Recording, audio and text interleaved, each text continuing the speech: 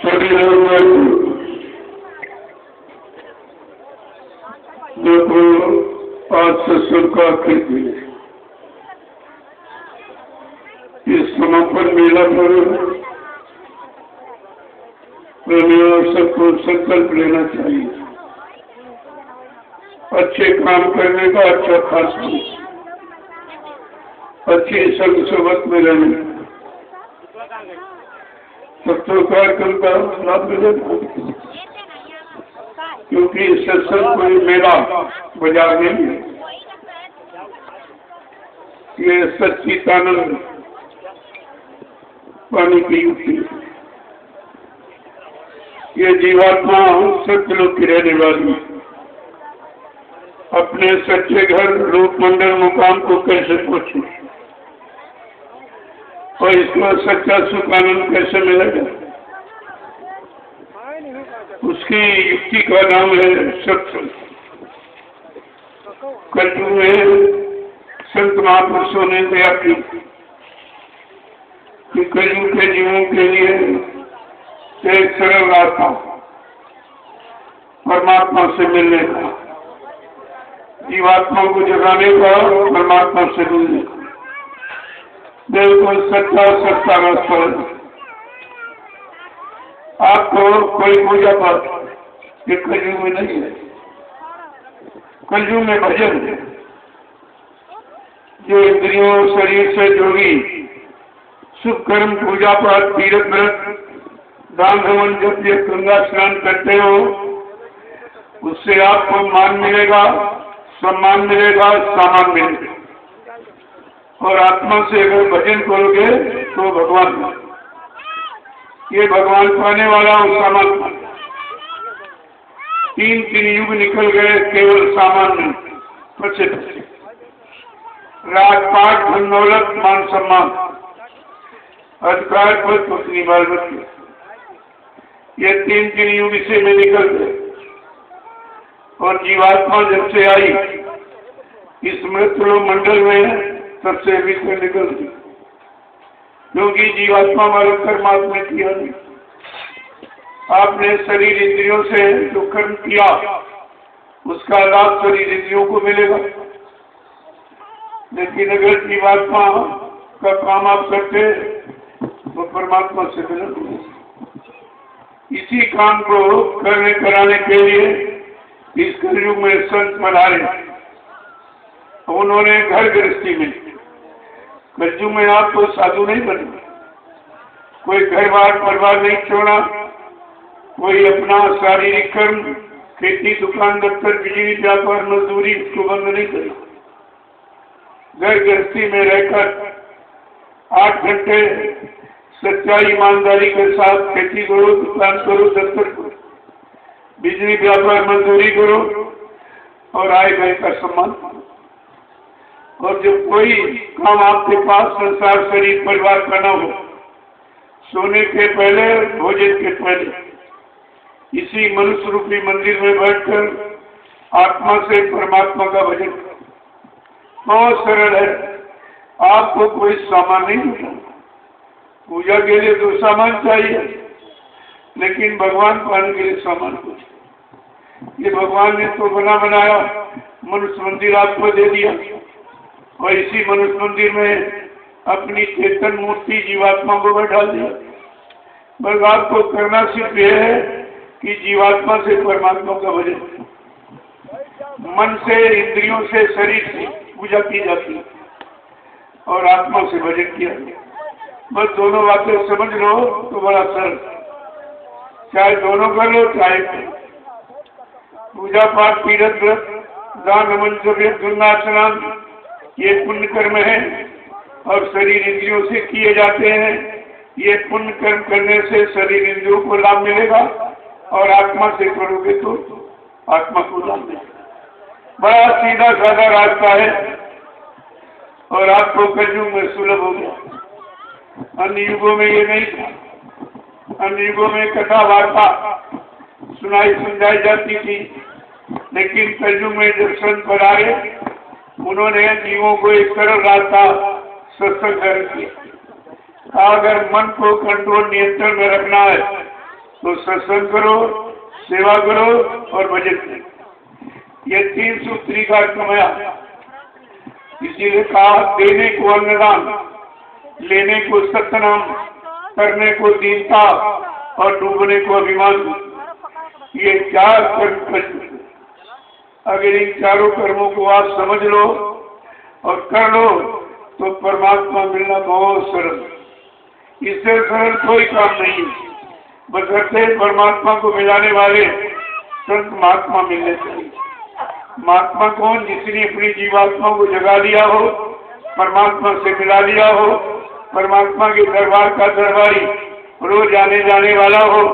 अगर वो मिल जाएगा तुम्हारी फरियाद भी परमात्मा के पास पहुंचा देगा और तुम्हारी जीवात्मा को जगा कर परमात्मा से मिला देगा। लेकिन वो मिलने चाहिए।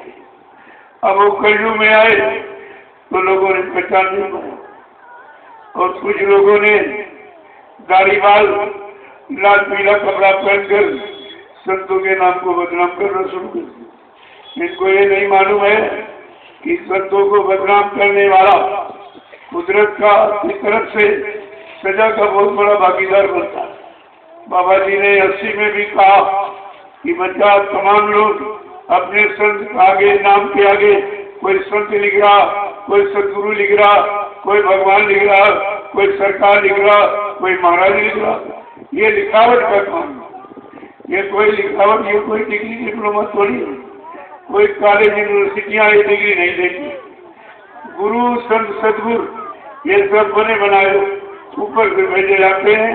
जब जैसी जरूरत आवश्यकता मृत्यु लोक मंडल में हम सब जीवों के लिए पड़ती है तो सबका मालिक अनामी महाप्रभु, सबका सृजनहार, रहबर रहनुमा किसी न किसी शक्ति को मानव शरीर में भेज करके ये पूरे रास्ते की जानकारी करा दे।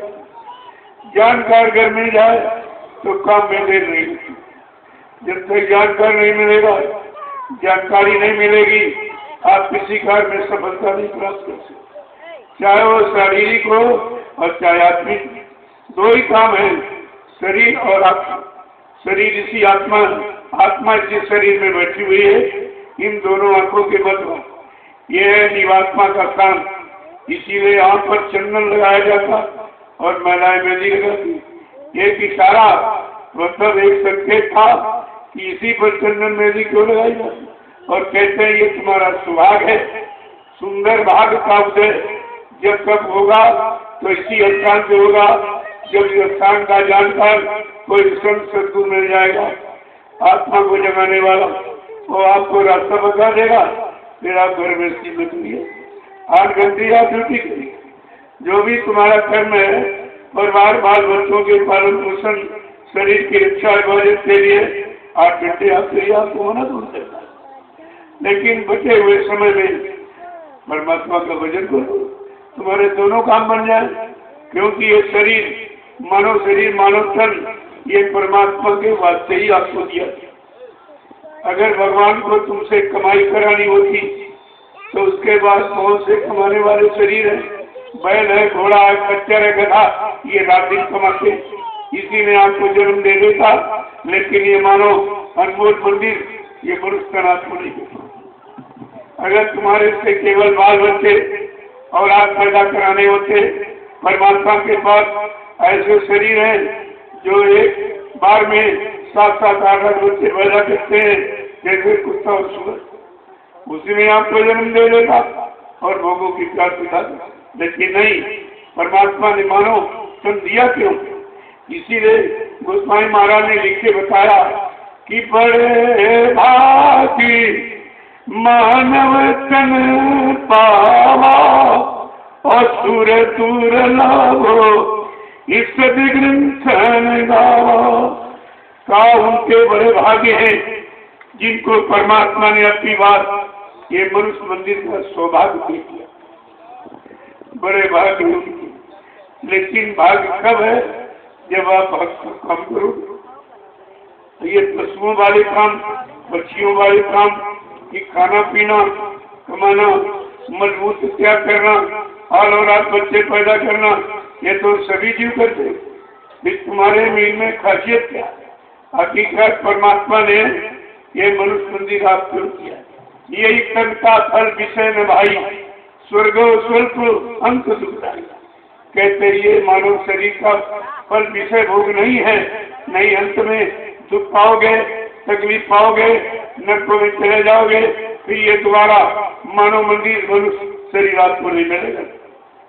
ये तो ऐसे नहीं कि आप सोचते हो अपनी बात मिल जाएगा, ऐसा नहीं है।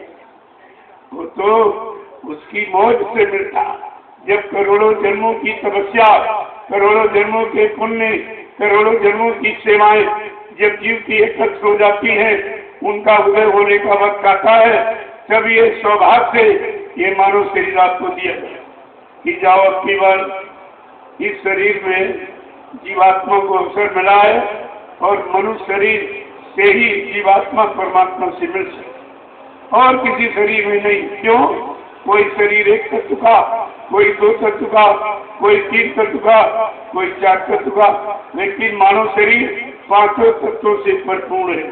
चित्त जल पावक गगन समीरा पंच तत्व यह रचित शरीरा, पांच मसाला जल पृथ्वी अग्नि वायु आकाश, इन मसालों को मिलाकर परमात्मा ने अपने हाथ से और एक विचित्र कारीगरी से इस मनुष्य मंदिर को तैयार किया और इसी में अपनी चेतन मूर्ति जीवात्मा को बैठा दिया।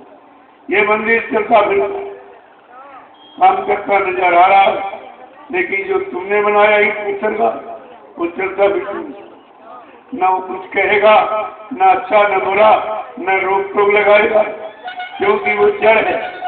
जड़ कभी चेतन का काम नहीं करता है, इसलिए चेतन जीवात्मा जब तक इस शरीर में रहेगी, शरीर आपका चेतन में जिंदा रहेगा और जिस दिन जीवात्मा निकाल दी जाए उसी शरीर में उसी दिन मुर्दा। जब आपके शरीर के अंदर जीवात्मा ऐसी शक्ति ऊर्जा ताकत है जिसके द्वारा हम आप जिंदा, तो आपने उस जीवात्मा के बारे में क्या सोचा? किसी ने बताया नहीं आप और आपने सोचा भी नहीं कि हकीकत जीवात्मा के कारण हम जिंदा है, जीवात्मा के कारण हमारा सम्मान हो रहा। हमको लोग तरह तरह से जातियों में, पदों में, मतलब यानी इनमें सब में विभाजित कर रहे हैं, लेकिन जिस दिन जीवात्मा शरीर से निकल जाएगी केवल एक पद रह जाएगा, लोग कहेंगे मुर्दा है, ये मिट्टी। आप तो कोई कुछ नहीं, सारे रिश्ते खत्म, सारे पद खत्म, सारी डिग्रियां खत्म, ये तो जीवात्मा के कारण है। इसीलिए उसी जीवात्मा के लिए संत महात्मा वही है जो जीवात्मा पर। महात्मा मतलब कोई जमीन जात घेरना, रुपए पैसे इकट्ठा करना, सामान जोड़ना, अरे तो भोगियों का काम, ये भोग का सामान है। और महात्मा नाम योग की साधना करता, वो महात्मा। इसीलिए हमने आपको थोड़ा सा परिचय दिया कि महात्मा कभी भिखारी नहीं। लोग समझते थे महात्मा गांव में निमंत्रण खाने जाता और दान दक्षिणा रुपया पैसा धोती लकड़ी लगोती मांगता। मैंने आपको भी परिचय दे दिया। आज कितने गांव में निमंत्रण दिया और प्रेमियों को यहाँ पर बुलाया गया कि तुम्हारे लिए महाप्रसाद भंडारों में तैयार है, इसको खाने से तमाम बीमारी और तमाम जगह तुम्हारे लिए। ये है सच्ची परिभाषा महात्मा, क्योंकि लोगों ने महात्मा सत्य यहाँ दाढ़ी बाल, लाल पीले कपड़ा और चंदन छापा तिलक चले इसी को महात्मा दे। अरे महान आत्मा, आत्मा महान है, आत्मा अंदर है और तुम बाहर में इस दिखावट बनावट और सजावट को महात्मा कहते। यही धोखा, इसी धोखे में लोगों ने कितने को ठगा। इनको ये नहीं मालूम है कि तुम्हारी सारी हरकत, सारे कर्म तुम्हारे अंदर बैठी परमात्मा की जीवात्मा बराबर देख रही, वो सब नोट कर। इनको इसका आंतरिक ज्ञान नहीं, ये बाहर में देखते हमें कोई नहीं देख रहा या देख रहा हमारे भय और डर के, हमारे रात पात और धन दौलत और बड़ा आश्रम और बड़ी व्यवस्था देखकर लोग हमारे बारे में कुछ नहीं कहेंगे, हमारे अमूल को नहीं कहेंगे, हमारी बुराइयों को नहीं, हमारे गंदे कारनामों को नहीं कहेंगे। यही कारण अगर कहा गया होता तो शायद उनका सुधार होता। आज जेल में जाने का नंबर नहीं, वे सब जेल में खड़े हुए। अभी क्या आप देखते जाइए, जो भी महात्मा बनने की कोशिश करे, महात्मा के कर्म नहीं करेगा, महात्मा बनने की कोशिश, तो यह सब जेल का दरवाजा देखते जाइए। ये नोट कर लीजिए, क्योंकि महात्मा महान आत्माएं देश समाज के उद्धार कल्याण के लिए आती हैं, अपने स्वार्थ लोभ लालच धन दौलत मान सम्मान के लिए कभी नहीं आई।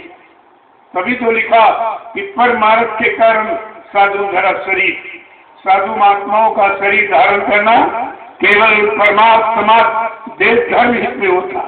वो अपने हित अपने स्वार्थ लोभ लालच के कभी नहीं, उनको यहाँ का कोई सवाल नहीं। वो तो आपको खुश करने के लिए, आपको सुख शांति में खड़ा करने के लिए तो थोड़ा बहुत ये घर का काम कर देते, ताकि आप सुख शांति पा जाओ और घर में बैठ के भजन कर लें।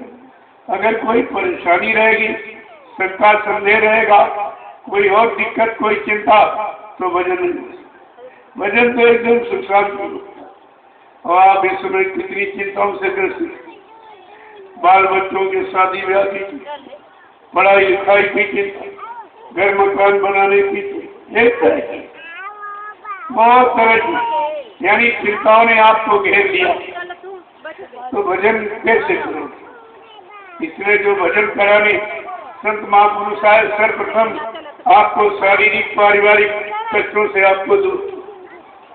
ये अगर रास्ते पर आ जाओ, जैसे उदाहरण के लिए एक यहाँ झंडा गड़ा दिया गया, आज की परिक्रमा करो, लेकिन संकल्प ये लो कि आज से मैं पूर्ण शाकाहारी रहूंगा, अंडे शराब गोश्त यानी गंदगी कोई मनुष्य मंदिर में नहीं डालूंगा, क्योंकि गंदगी में कोई पूजा स्वीकार नहीं।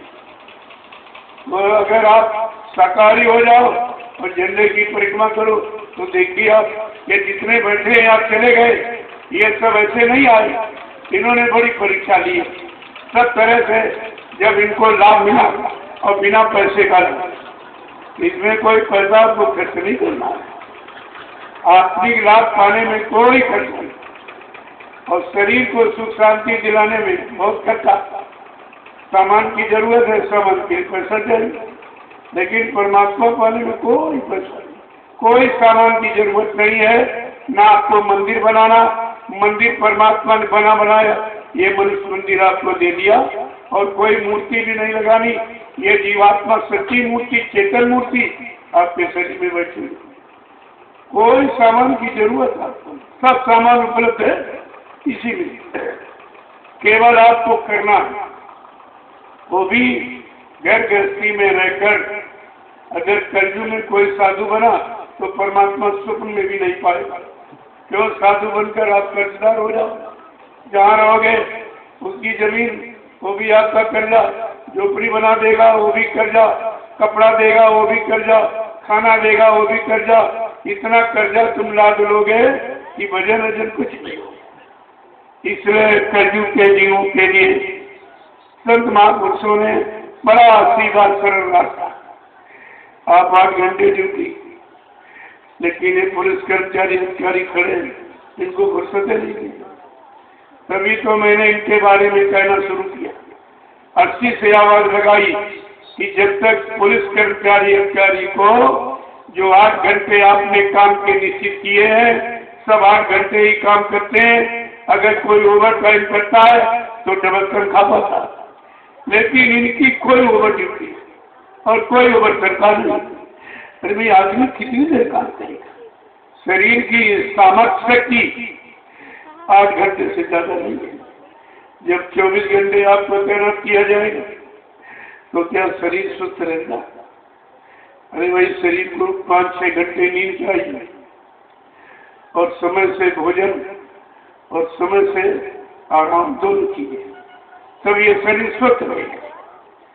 लेकिन मैं बराबर देख रहा हूँ कि जितने और कर्मचारी अधिकारी उनकी ड्यूटी निश्चित, लेकिन पुलिस कर्मचारी की कोई ड्यूटी नहीं, 24 घंटे। कभी इनके यहाँ संडे नहीं, कभी मंडे नहीं, कुछ कोई त्योहार में और ड्यूटी सेट हो जाए।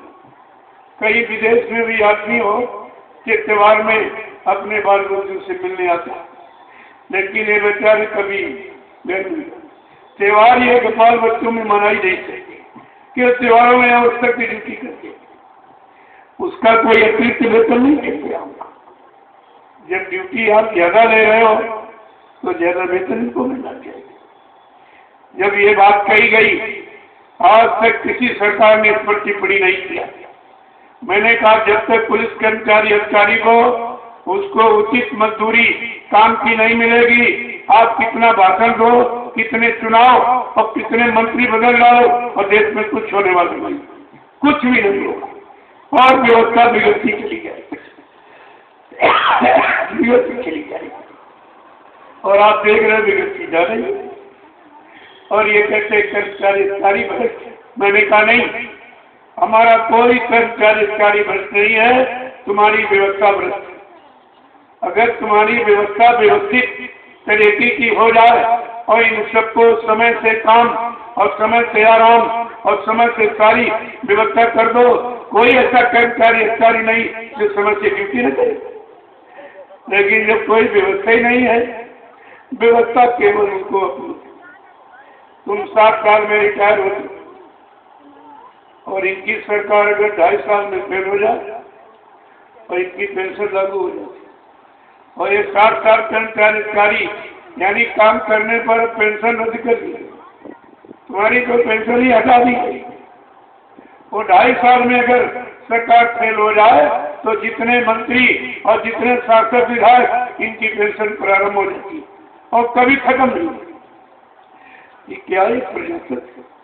मैंने पूछा भाई ये प्रजातंत्र है क्या? ये भारतीय कानून है जो सब ऋषियों ने आजादी की खुशहाली के लिए भारतीय संविधान जो लिख के तैयार किया गया वो तो भारत की जनता को बिल्कुल सुनाया ही नहीं गया।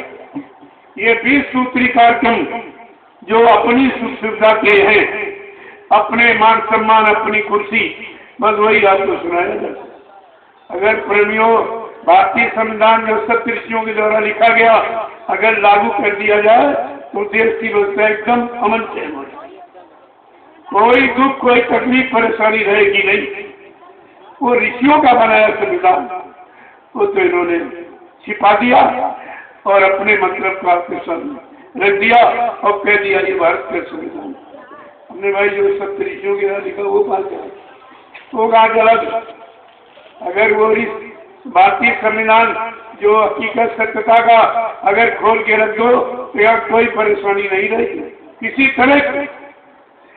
लेकिन ये बात करेंगे क्योंकि उसमें सबको आराम है, उनको परेशानी हो जाए उनको, क्योंकि कानून समान रूप से लगाना पड़ेगा। अगर 7 साल में इन्होंने विधान बनाया, कानून बनाया कि 7 साल में मानव की बुद्धि विकासशील कार्य नहीं कर सकती है, इसमें 7 साल में रिटायर कर दिया। जब 7 साल में कर्मचारी अधिकारी रिटायर तो राष्ट्रपति, प्रधानमंत्री, मुख्यमंत्री, सांसद या राज्यपाल को भी रिटायर करना। अरे भारत का कानून तो एक ही, चाहे राजा हो चाहे प्रजा हो। प्रजातंत्र का मतलब यही कि राजा प्रजा को समान अधिकार होना। तुमको रिटायर करते हैं और 60 साल 70 साल के भर्ती किए जाए।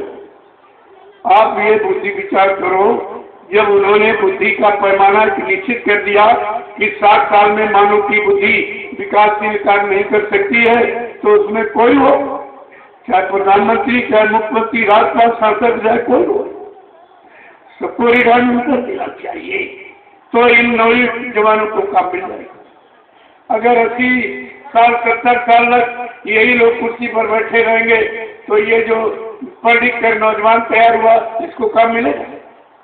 ये तो सड़कों पर ऐसे घूमते घूमते रिटायर हो जाएगा। ये प्रजातंत्र नहीं है, ये भी लोकतंत्र, ये भी एक तंत्र है, स्वार्थ तंत्र है, लोकतंत्र है, प्रजातंत्र का नाम निशान नहीं है। तो अगर प्रजातंत्र की मांग कर दी जाए तो ये सबसे बढ़िया मांग, वो मांग तो करते नहीं हो। मैं जब कहता हूँ तो मेरी बात सुनते भी हो। एक तो कोई कहने वाला नहीं आपकी तरफ से, मैं कहने वाला खड़ा हुआ तो मेरी बात कोई सुनते नहीं। जब सुनोगे नहीं तो ये बताओ तुम्हारा काम करेगा तो? अरे अपनी बात तो आपको कहनी पड़ेगी। अगर तुम करने में डरते हो तो मैं कह दूंगा, मुझे तो कोई डर नहीं है, क्योंकि भारत का हर नागरिक, उसको अपना पूरा अधिकार है अपनी परेशानी और तकलीफ और मुसीबत को बयान करने का, और अपना मानव अधिकार पाने का सबको अधिकार है, और योग्यता के अनुसार काम लेने का भी अधिकार है। ऐसा नहीं है कानून में ऐसा को लिखा, लेकिन जब कानून बताया नहीं गया तो लोगों को पता ही नहीं कानून में क्या क्या है, हमारे मतलब की चीज क्या क्या है, हमारे लाभ की चीज क्या क्या, हमारी सुरक्षा संभाल और शांति की क्या क्या चीजें हैं। आज तक आपको खोल के किसी नहीं बताया, और यहाँ बताया जा रहा तो कोई सुनने तक नहीं आती। यहाँ तो बहुत थोड़ी भीड़ थी, अचानक मैं आ गया था। अभी नैमिषारण्य की तपोभूमि पर 5 लाख की भीड़ थी, और 5 लाख में जो मैंने संदेश दिया है, मीडिया पत्रकार एकदम कोई नहीं आया, कोई देखने तक नहीं आया। मैंने कहा मैंने आपसे परमिशन दिया है, आपको इंफॉर्मेशन किया है, आपको सूचना दिया है, आपको आके देखना चाहिए कम से कम क्या हो रहा है। तो यहाँ तो हमारे पुलिस कर्मचारी बहुत आए, मुझे बड़ी खुशी हुई कि कम से कम ये लोग आए और इनको इस समय का लाभ मिला कि ये भी जान गए कि मान सम्मान कहाँ मिलता है, कौन देता है, मान सम्मान किसके पास है, देने वाला है कौन, बरकत कौन देता है, बरकत किसके बाद। यहाँ तो लूट मची है, देता कौन, यहाँ सब लेने वाले, कोई देने वाला नहीं है। मैंने ये भी आपके सामने सिद्ध किया, अगर दिया जाएगा तो कभी कम नहीं होगा। धर्म घटे धन ना घटे, धर्म किए धन ना घटे, कम करता। जब तुम्हारी देने की आदत बन जाएगी तो वो देने वाला तुम्हारे सब कुछ दे देगा, तुम ऐसे दोगे और वैसे दोगे, लेकिन देना सीखता नहीं कोई। मैं इसीलिए ये कार्यक्रम केवल इसी उद्देश्य से जगह जगह कर रहा हूँ पूरे हिंदुस्तान में, और सबको जानकारी देता हूँ। अगर आप लोग लेने वाले बन जाओ तो लेने का समझ में आ जाएगा। मैं तो नहीं मानता कभी किसी से 1 पैसा नहीं। ये तो अपन जबरदस्ती अपनी इच्छा से 1 रुपया 2 रुपया 10 20 50 100 रुपए देते हैं। मैं उसी से सारे हिंदुस्तान में प्रचार करता हूँ, और उसमें भी पैसा बच जाता, क्योंकि मेरे पास कोई खर्चा नहीं, कोई खर्चा नहीं। मैं कपड़े भी नहीं पहनता, ये तो आप लोगों ने दे दिए तो पहन लिया। और 24 घंटे में एक सुबह होती है, बस इतना, और कोई न कोई फल फूल मेवा, न कोई मतलब यानी घी तेल चढ़ा, न कोई मीठा मीठा। ये मैं इससे करता हूँ क्योंकि ये मेरा भोजन नहीं है, ये भोगियों का भोजन है। ये योगी का संत मत में संत महापुरुषों का ये भोजन नहीं है। और जो हमारे कोई बीवी बच्चे नहीं मेरे पास कि मैं उसके लिए कोई संचय करूं या इकट्ठा करूं या झूठ बोलूं, और न मेरा कोई बैंक बैलेंस खाता। एकदम खुली किताब हिंदुस्तान में, क्योंकि मीडिया पत्रकार 7 वर्ष हो गए बराबर जानकारी ले रहा कि तो हमने हमारे पास कुछ है नहीं, कपड़े उतार दूंगा लंगोटी रह जाएगी, क्या जानकारी लोगी। लंगोटी के सिवा मेरे पास कुछ नहीं है, और तुम जानकारी लोगे तो क्या लोगे। और मैं तो मन से चिल्ला के कहता, हम तो कहता आप आइए और इसी उद्देश्य से आओ कि यहाँ की जानकारी मिल जाए, लेकिन यहाँ कुछ है ही नहीं, तुम जानकारी करोगे। आते रहे लौट के चले गए, कुछ मिले भी नहीं। 1-2 बार कहने लगे, बोले यार स्पीकर जरा बोल दीजिए। हमने कहा हम चोर नहीं है, मैं चोर नहीं हूँ जो छिपके बोलूं, मैं मन से बोलता हूँ। 4-4 घंटे अगर तुम्हें छापना तो छाप लेंगे। ये मेरा वो नेताओं की तरह मेरा काम नहीं कि मतलब मंच पर कुछ और बाद में कुछ बोल दे, ऐसा नहीं। जो करूंगा वही कहूंगा, या जो करने जा रहा हूँगा उसकी जानकारी दूंगा। इसलिए फिर तुम्हें कुछ नहीं, मुझे सब करने की जरूरत क्या। अरे भाई क्या आप साथ ले जाएंगे? जब कुछ नहीं जाएगा तो झूठ चल के बच किसकी? और भारत की जनता से चोरी। अगर आप पिता हैं क्या अपने परिवार में बच्चों से चोरी करेंगे? चोरी करेंगे आप तो ये लोग, इन लोगों के लिए तो भारत की प्रजा उनके पुत्र ही तो बच्चे ही हैं। और प्रजा से चोरी केवल जनसंख्या की चोरी हुई। 1980 में 2 अरब की आबादी थी, तब ये लोग 85 करोड़ का बजट बनाते थे। मैंने कहा भाई जनगणना करा लीजिए और तुमको ये बात का पता चल जाएगा। अब जनगणना कराने के लिए कर्मचारी अधिकारी हैं नियुक्त, उनका पैसा ये लोग खा जाते हैं और कभी अध्यापकों को कभी किसी को लगा दिया। अब अध्यापक जब बच्चों की शिक्षा बंद करके जनगणना करेगा और अतिरिक्त जब उसको पेमेंट नहीं मिलेगा तो यह जनगणना करेगा सही? वो गांव में जाता है, प्रधान को बुला लिया, कहा ये बताओ फला घर में कितने, इस घर में कितने, इस घर में कितने, कहा लिख लो 2 3, लिख लो 4 5। तो बड़े बड़े तो लिख गए, वो बच्चे कहाँ चले गए? वो बच्चों की गिनती कहाँ? क्या ये देश में वो रहते नहीं है? क्या देश का भोजन नहीं खाते हैं या व्यवस्था का इस्तेमाल नहीं करते? जैसे आप कर्मचारी अधिकारी हो, आपको वोटर लिस्ट में कोई नाम नहीं, वोट डालने का अधिकार नहीं है, तो क्या आप देश के नागरिक नहीं हो? आपको इन लोगों ने देश का नागरिक घोषित नहीं किया। जो मतदान देता है वो देश का नागरिक माना जाता है। तुम्हें कोई मतदान देने का अधिकार नहीं। और तुम और तुम्हारे बच्चे, पत्नी, ये जोड़ लो कितने हो गए? अगर ये सब जोड़ दिए जाए तो अभी आधा 200 गुना उसी गिनती में। तो मैंने कहा जैसे इस समय कह रहे हैं 1.25 करोड़ 1.25 करोड़, तो 1.25 करोड़ में केवल बड़े बड़े दिल के लोग हैं, बच्चे छूट गए। अब अगर मान लीजिए 3 ही बच्चे रख लो तो 3 बच्चे 3 का गुणा कर दो, 1.25 करोड़ में कितने हो गए? ये तो सीधे हैं। और कर्मचारी अधिकारी को वोट डालने का तो उनका नाम ही नहीं। ये जोड़ लीजिए आप तो आबादी कितनी? 2 अरब से। जब 2 अरब की आबादी हिंदुस्तान की और बजट बनेगा 1.25 करोड़ का, क्या ये लोगों को काम और मतलब यानी सुरक्षा और रोजी और रोटी ये दे पाएंगे? जिस मालिक को यही नहीं मालूम कि मेरे घर में कितने लोग रहते, वो व्यवस्था क्या करेगा? आपको इसे विचार करना चाहिए। और आपको वोट डालने का अधिकार नहीं कहते नहीं। वो तो कहते जो सरकार मौजूदा होती है वो कहते कर्मचारी अधिकारी मेरे हैं, इनका वोट मेरा ही, किसी का नहीं। एक चीज आपको कितनी चीजें बताऊं, मैंने 70 साल की आजादी में सब नोट किया, सब पूरा। और जगह जगह जब कहने लगता हूँ इसीलिए लोग सुनने नहीं आते। वो कहते हैं बुराई करते हैं, हमने बुराई आलोचना तो मेरे दिमाग में नहीं है। सत्य कहना आलोचना नहीं होता। जो सत्य को छिपाएगा वो सत्य का द्रोही कहलाएगा, और जो हकीकत को नहीं करेगा, गुमराह करेगा, वो भी तो दोषी बनेगा। ये सब धीरे धीरे अगर आप सही पूछो, ये जितने जिम्मेदार लोग जब ये गति पर बैठते हैं तो 2-4 मर्डर कराते ही बैठते। देखा इसका बच्चे सुबह क्या कराता। ये बताओ हत्यारा जब गद्दी पर बैठेगा तो सुख शांति देगा?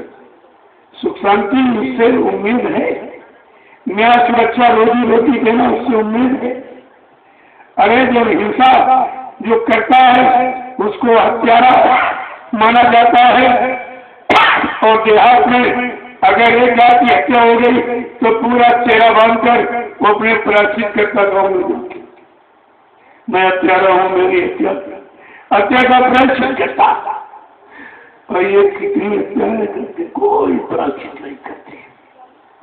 प्रेमियों की गाँव ऐसे नहीं है, बहुत कारण है।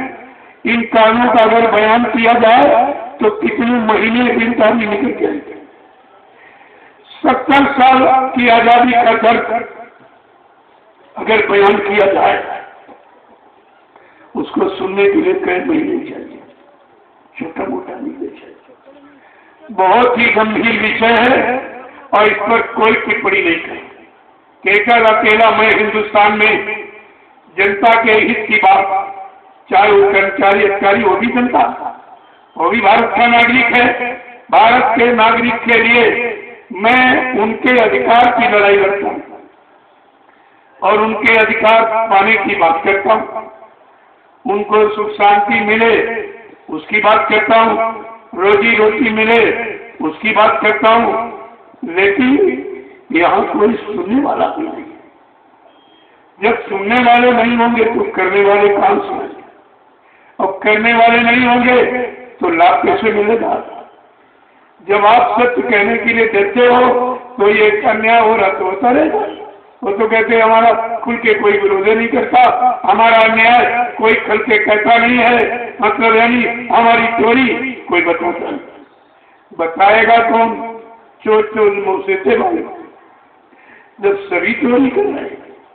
मैंने ये भी कहा, अगर नेपाल की बैंक में जो हिंदुस्तान का ये गाड़ी कमाई काटकर मजदूरों की, छोटे बड़े कर्मचारी अधिकारी व्यापारियों की जो इन्होंने लूट के जमा किया, अगर नेपाल की बैंक का पूरा पैसा निकाल के भारत में ले आया जाए तो काश्तकारों का संपूर्ण कर्जा खत्म हो जाए, केवल एक बैंक की बात। अब स्विट्जरलैंड, अमेरिका है और मतलब यानी इटली है, जापान है, मलेशिया है, मैं इसी बात ही नहीं करता भी। इनकी बात जब शुरू की जाएगी तो आपकी समझ में सब आ जाएगा कि भारत गरीब नहीं है, गरीब बनाया गया। जिस इतिहास में ये नाम दिया कि भारत सोने की चिड़िया, कहाँ चला गया सोना? सोना कहाँ चला गया भाई? सोना के लिए कोई खाद बना के काश्तकार को नहीं दे दिया कि तुम फैला, या किसी मशीन का पुर्जा सोने का नहीं बना, फिर सोना गया कहा? इस पर विचार करना चाहिए। यह भी अभियान चला, छापा मारो छापा मारो, छापा मार के चलो सोना ले लिया गया, चांदी निकाल दिया गया, इसलिए कि लोग इसकी सुरक्षा नहीं कर पाएंगे। लेकिन निकालने के बाद ये भारत की जनता के सामने कहना चाहिए कि तुम्हारा धन फला बैंक में जमा है। तो भारत की जनता के चलो हमारे पास से निकल गया, चलो सुरक्षित फला बैंक बना। आज तक किसी ने बताया कि बैंक छापा मारा गया, तलाशी की गई, निकाला गया, लेकिन जमा कहाँ किया? कुछ किसी को भी ये बताया नहीं गया।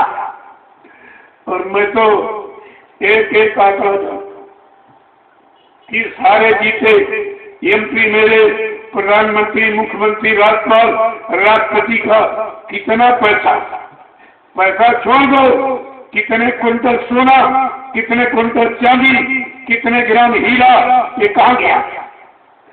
वो समय आ रहा है, हमको जनमत इकट्ठा कर लेने दीजिए, ये जागरण हो जाएगा। जब करोड़ों लोग तैयार हो जाएंगे, आवाज उठा देंगे, तो अंग्रेजों की तरह इनको भी भागना पड़ेगा। जब अंग्रेज चले गए, न्याय के बहादुर थे। भारत की जनता जब हकीकत को जान गई तो रात को 12 बजे हिंदुस्तान छोड़कर भाग गए थे। ये है भारत की जनता। जब इसको जानकारी दे दी जाएगी हकीकत की, सत्यता की, इसके कमाई गाड़ी कमाई की, तो भारत की जनता ने बड़े बड़े राजे महाराजे जो पहले जमींदार होते थे, कान पकड़ के गद्दी के नीचे उतार दिया, आप भी बैठ नहीं पाए। लेकिन इसको जानकारी नहीं। मैं वही कहूँगा, केवल जानकारी ही, कोई विवाद के दृष्टिकोण से नहीं, केवल लोगों को सत्यता की जानकारी हो जाए कि मेरे देश के जिम्मेदार लोगों ने 70 साल में क्या किया। इस आजादी को एकदम बर्बादी के कगार पर लाके खड़ा कर दिया। अब आजादी बेचारी रो रही है, चिल्ला रही है, आंसू बहा रही, न कोई सुनने वाला, न कोई आंसू पोंछने वाला। तो ये तो ऐसा तो नहीं है। जब सुख सदा रहता नहीं तो दुख का भी अंत है। यहाँ ये परिवर्तनशील जगह है, हर क्षण यहाँ परिवर्तन होता है। तो यह सब आपके सामने होगा। मैं कोई भाषण स्पीच प्रवचन देने नहीं आया हूँ, कोई कपोल कल्पित काल्पनिक अपने स्वार्थ लोभ लालच के लिए बात कहने नहीं आया हूँ। जो देश के लिए होना है और सबके हित में, वो मैं आपके बीच में संदेश देने आया। और सारे हिंदुस्तान में अभी तो 7 वर्ष जब से मैं हकीकत की खोजना शुरू किया, कहीं कहीं से इनको परमिशन भी नहीं दिया कि आप ये कहते हो ये वो कुछ नहीं कहेंगे। जो कहना चाहिए वही कहता हूँ, जो सत्य है उसे कहता हूँ। अगर मैं छिपाऊंगा मैं भी तो ही बन जाऊंगा, देश वही कहलाऊंगा, धर्म जो ही कहलाऊंगा, सत्य का जो ही और भगवान का जो ही कहलाऊंगा। मैं ऐसा काम क्यों करूंगा? सच्चाई कहना कोई बुरा नहीं है, लेकिन सत्य कहना बड़ा मुश्किल है। क्योंकि जब हम भी कहीं झूठ कहते होंगे, झूठ में फंसे होंगे, तो हमारी बात सुनेगा कोई नहीं सुनेगा। और ऐसे माहौल वातावरण कौन सुनेगा? लेकिन जब लोग आते हैं 10-10 लाख 15-15 लाख की भीड़, ऐसे नहीं है। और जब सुनते हैं तब कहते हैं इसी की आवश्यकता। हमने भाई कहने से नहीं, हर व्यक्ति को सहयोग करना चाहिए। जब देश आजाद हुआ था तो हिंदू मुसलमान सिख ईसाई बिल्कुल एकता में जुट के सबने सहयोग किया। भाई चंद्रशेखर सिख था, भगत सिंह सिख था, उसने क्यों सहयोग किया? अब्दुल कलाम आजाद मोहम्मद था, उसने क्यों सहयोग किया? कि भारत के लिए कोई जात पाति नहीं है, कोई मजहब धर्म नहीं है। अगर कहीं बिगाड़ हो रहा और भारत देश कहीं कलंकित हो रहा है और ऋषि मुनियों की धार्मिक धरा पर कोई कलंक लग रहा है और सबकी न्याय सुरक्षा में कोई बाधा है, कोई गुमराह किया जा रहा है रोजी रोटी में, तो सबको खुद के कहना चाहिए। ये सबका प्रश्न मेरा ख्याल नहीं है। तो मैं तो अभी सबसे प्रार्थना कर रहा हूँ कि परमात्मा सब देख रहा, तुम ऐसा मैं समझो कोई नहीं देख रहा। देखने वाला तुम्हारी हर हरकत 24 घंटे, तुम्हारे शरीर के अंदर परमात्मा की चेतन जीवात्मा बैठी सब देख रही और सब नोट कर रही है। इसीलिए बाबा जी ने एक इशारा किया था कि बच्चा तुम्हारे पीछे कुदरत ने एक कैमरा लगा दिया, जैसे इंसान का बनाया कैमरा। इसके सामने लोग आने में डरते हैं कि मेरी हकीकत खोल देगा। इंसान के बनाए कैमरे से डर और भगवान के बनाए कैमरे से कोई डर नहीं, कोई डर नहीं। जहाँ झूठ चलने वाली नहीं, रिश्वत चलने वाली नहीं, किसी तरह का कोई तुम्हारा ये बाहरी दबाव वहाँ चलने वाला नहीं है। लेकिन बात समझ में आ जाए तो इसलिए मैं अंतिम शब्दों में केवल आपसे प्रार्थना करूंगा कि आप लोग हिंदुस्तान की सुख शांति के लिए रामकृष्ण की मर्यादा रखने के लिए प्रेमियों आप शाकाहारी हो जाए। बस एक ही प्रार्थना करूँ, शाकाहारी हो जाए। शाकाहार हमारा जन्म सिद्ध अधिकार। जब इंसान पैदा होता है, बच्चा चाहे हिंदू घर में पैदा हो चाहे मुसलमान घर में पैदा हो, क्या किसी माँ ने पैदा होने के वक्त अपने बच्चे को अंडा खिलाया, मुर्गा खिलाया, बकरा खिलाया, शराब पिलाई थी? हर माँ ने अपने बच्चे को अपना दूध पिलाया। ये दूध शुद्ध शाकाहार।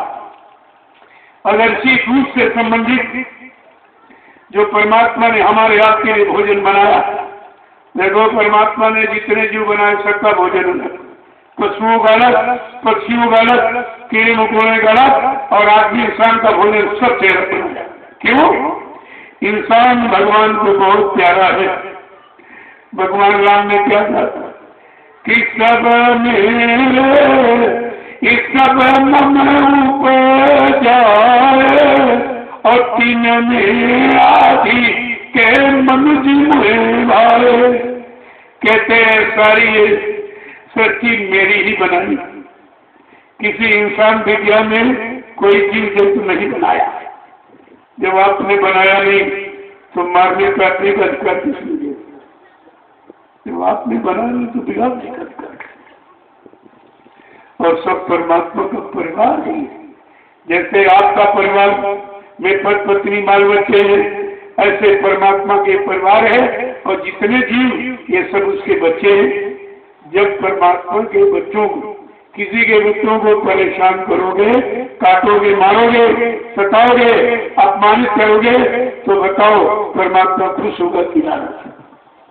किसी की बनाई व्यवस्था, आपके परिवार की बनाई व्यवस्था कोई बिगाड़े आपको अच्छा लगेगा, लेकिन भगवान की बनाई व्यवस्था को बिगाड़ने का तुमको अधिकार किसने दिया?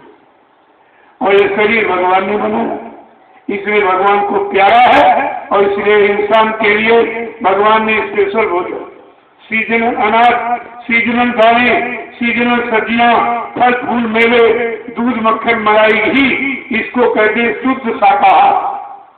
ये शुद्ध शाकाहार। अगर आप इंसानी भोजन करते तो आप में कोई बीमारी नहीं आती, ये मशीन खराब नहीं होती। जैसी पेट्रोल की मशीन में डीजल डाले तो खराब नहीं होगी। अरे जिसका जो ईंधन खुराक है वो वही सही काम करेगा। ठीक इसी तरह ये मनुष्य की मशीन परमात्मा की बनाई है, इसको इसके लिए अनाज और सब्जी और दाल, फल फूल मेवे और दूध मक्खन मलाई घी, ये उसका आहार है, ये उसका ईंधन है। अगर आप सब लोग इसका प्रयोग करने लगो, तुम्हारे घर में कोई बीमारी, कोई झगड़ा, कोई मनोविकार नहीं, मन में कोई वेदना यानी किसी तरह की निंदा, आलोचना, बुराई, ईर्ष्या की सारी बातें खत्म हो जाए। लेकिन अगर भोजन खराब हो जाए तो भारत देश का नियम कानून है, जैसा करो आहार वैसे बने विचार, जैसा खाओ अन्न वैसा बने तन मन, जैसा पियो पानी वैसी हो गई वाणी। अगर आप जल पियो तो गाली दोगे, शरबत पिला दिया जाए, दूध पिला दिया जाए, जूस पिला जाए, कहीं आपको चाय काफी पिला दी जाए, किसी को गाली दोगे? अगर शराब पिला दी देखो तुरंत बुद्धि को खराब करने वाला बुद्धि नाशक में सारी, और बुद्धि परीक्षण का यंत्र है। इसी से अच्छा बुरा, पाप और पुण्य, माँ बहन बेटी बहू, ये सब इसी से सोचते विचारते हो। जब परीक्षण का यंत्र बुद्धि खराब कर दोगे तो फिर सब खराब हो जाएगा, बुद्धि पागल हो जाएगी, माँ बहन बेटी बहू की पहचान खत्म हो जाएगी, जघन्य अपराध कर डालोगे, फिर उसकी सजा पाने का अधिकारी बन जाओगे। इसलिए महापुरुषों ने शोध किया, ये भोजन का शोध किया गया कि आखिरकार बीमारी क्यों बने। हमारे पूर्वजों में जो ऋषि मुनि, उनमें कोई बीमारी नहीं, किसी तरह की कोई बीमारी नहीं। हाँ, कोई सीजनल जुकाम बुखार, वो साधारण चीज, साधारण अति पत्ती का प्रयोग कर लेते, ठीक हो जाए। क्योंकि तुम्हारा शरीर जब प्रकृति ने बनाया है तो प्रकृति ने तुम्हारे शरीर जो 5 तत्वों से बनाया, 5 तत्वों के जानकर पहले वैद्य हकीम होते थे, जो नाड़ी देखकर तुम्हारे तत्व की पहचान बताते थे कि तुम्हारी शरीर में जल तत्व कम है, कि मतलब कौन सा, कि यानी अग्नि तत्व कम है, आकाश तत्व कम, कौन तत्व कम है, उसकी जानकारी वही तत्व की पूर्ति करा देते थे, आप ठीक हो जाए। लेकिन आज तत्व ज्ञानी नहीं, किसी डॉक्टर से पूछो कहते हमने तो भाई ये सब पढ़ा है, मतलब किया नहीं है, केवल पढ़ा, और पढ़ा कोई अपना दूसरे का लिखा था, उसने किस स्थिति परिस्थिति में लिखा, इतना अनुभव ज्ञान होने पर लिखा, और आपने उसका पढ़ लिया, लेकिन वो तुम हो नहीं, तुम अलग हो, तुम अलग हो। इसीलिए ये दवा काम नहीं करती। कितनी दवाएं तुम कर डालो, अंग्रेज चले गए, अंग्रेजी दवाएं भी खा रहे हो। जब अंग्रेज गए, किसी को भगाया गया है, क्या खुश होकर गया? वो ऐसी दवाएं चलाएगा कि सारा शरीर खत्म कर देगा, सारी दौलत खत्म कर देगा, तुमको सुख शांति अमन चैन में रहने नहीं देगा। ये अंग्रेजियत उसकी अभी चलती, लोग अभी इस बात को नहीं सोच पाए। ये दवा देती, मर्ज को दबाती है, आपको मर्ज निकालने वाली दवा चाहिए। जैसे बुखार आया, आपने बुखार की दवा ली, अरे बुखार किस लिए आया, कारण, उस कारण का अगर निवारण करते तो दोबारा बुखार नहीं आता, लेकिन कुछ नहीं। ये बताओ, अगर सब लोग ठीक हो जाओगे तो डॉक्टरों को क्या होगा? ये तो बेरोजगार हो जाएगा। अगर दवाओं से सब लोग ठीक हो जाओ, ये मेडिकल स्टोर करोड़ों रुपए उसके तो बेकार हो जाएंगे। तो ये दवा तुम्हारा मर्ज ठीक करने में लाभ नहीं है, तुम्हारा मर्ज बढ़ाने में लाभ है। मर्ज बढ़ता रहेगा। एक दवा अंग्रेजी खाओगे तो ये भी नहीं समझते किस उम्र वाले को कितना डोज देना चाहिए, वही टीके टेबलेट सबको पकड़ा। अब ये भी नहीं देखते कि कफ विकार है कि पित्त विकार है, ये कुछ नहीं जानते। और शरीर 3 विकारों बना हुआ, कफ वात पित्त। जिसको कफ वात पित्त का ज्ञान होगा वो आपकी समस्या का समाधान कर देगा। ये जानकारी किसी को है, वो तुम्ही से पूछो। भाई मैं एक बार गया तो डॉक्टर बोला, महाराज क्या आपको परेशान? हमने कहा हमसे पूछो। कर हाँ, तो हमने फीस दो उनको। फीस दीजिए आप फीस, क्योंकि जब आप हमें बताते तो फीस लेते, अगर हमें से पूछो तो फीस हमको दो। अगर मरीज जानता होता तो कई दवा खरीद के खा लेता, तुम्हारे पास क्यों आए? अरे क्यों लूट रहे हो भारत की जनता? कुछ रहन दया सीख लो कि आप पैसा लेके जाओगे तो वापिस एकदम नंगे पैदा हुए और नंगे यहाँ से चले जाओगे। ये सब छीन लिया जाएगा और सजा इसकी अलग से मिलेगी। जो जीवों को ठग रहे हो, गुमराह कर रहे हो, प्रेमी बड़ी विचित्र व्यवस्था है। मैं कई जगह अस्पतालों में केवल जानकारी के लिए गया, हमने कहा मेरे तो फिर कोई बीमारी नहीं है, लेकिन तुम्हारे अंदर धन की बहुत बड़ी बीमारी है, और धन की बीमारी सबसे खतरनाक है। और लिखा है ये माया चिंती भई जामे जग पौराना हो। सारा जीव पागल है और ये माया किसी की नहीं। तुम्हारे पास हर महीने तनख्वाह कितनी रखी? सब खत्म। 70% तो डॉक्टर के घर जा रहे और 20% पैसे नहीं चली। कितना बचा? तनख्वाह का कितना हिस्सा बचा? मैंने ये अनुभव किया है। तब आपको बरकत देता हूँ कि धन से तनख्वाह में बरकत नहीं है। अगर ये बरकत आप जोड़ लो तो तुम्हारे घर में धन की कमी नहीं होगी। लेकिन शाकाहारी आपको लेना पड़ेगा। गंदगी में कोई दया नहीं होती है, कोई कृपा नहीं होती है। ईश्वर की, देवी देवता की यानी कृपा दया जब होगी जब 5 साल निर्मल पवित्र हो गया। इसलिए मैं शाकाहारी की प्रार्थना करता हूँ। और शाकाहारी बनेगा तो कोई नुकसान नहीं। जो अशुद्ध गंदा खान पान, बीमार तन मन धन तीनों को खराब करने वाला, मैं उसी को मना करता हूँ कि अगर ये धन तुम्हारा बच जाए, आपके बाल बच्चों की पढ़ाई लिखाई के काम आए, घर गृहस्थी में मतलब मकान बनाने में, शादी ब्याह में काम आए। महात्मा हर तरफ से तुम्हारी मदद करना चाहते हैं, लेकिन लोग बात नहीं सुनते।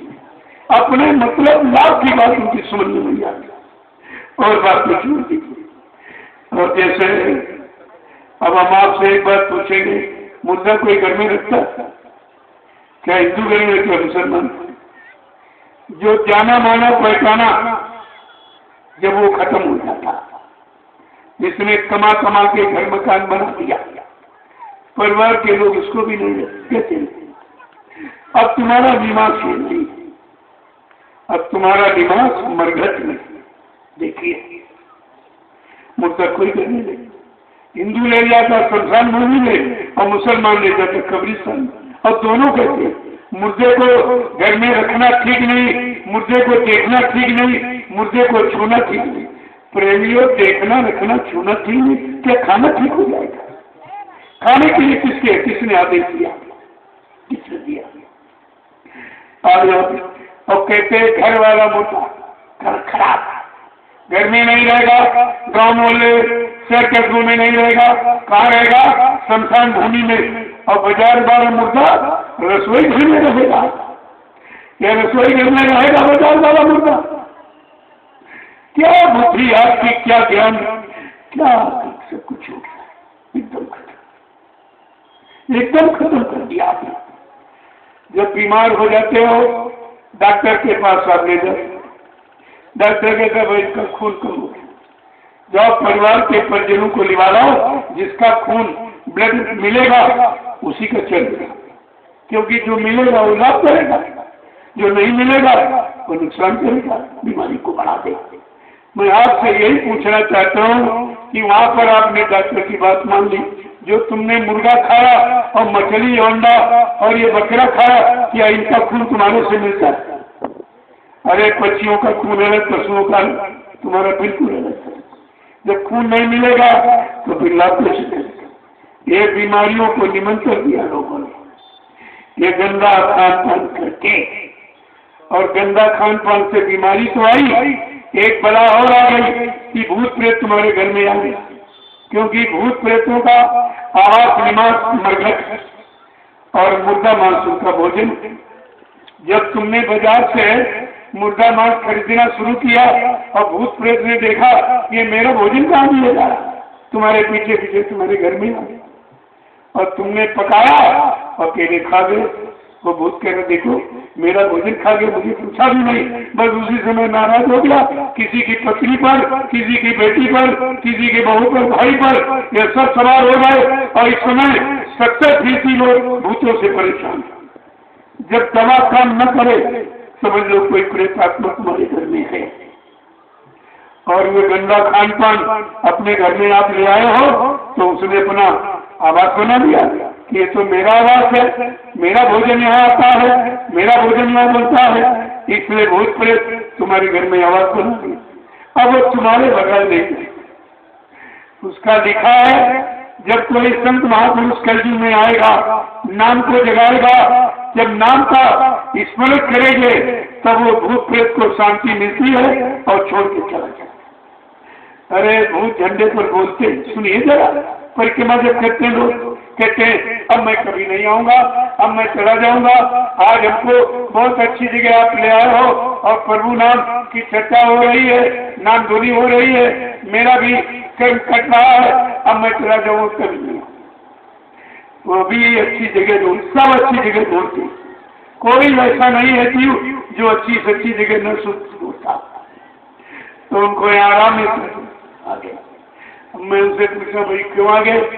कहा इन्होंने तमाम मुर्गा मछली ये सब काटा और हमको परेशान किया, मेरी जीवात्मा उसी मुर्गे में और मछली में थी, अंडे में थी, और इन्होंने काट पीट दिया और कर दिया है।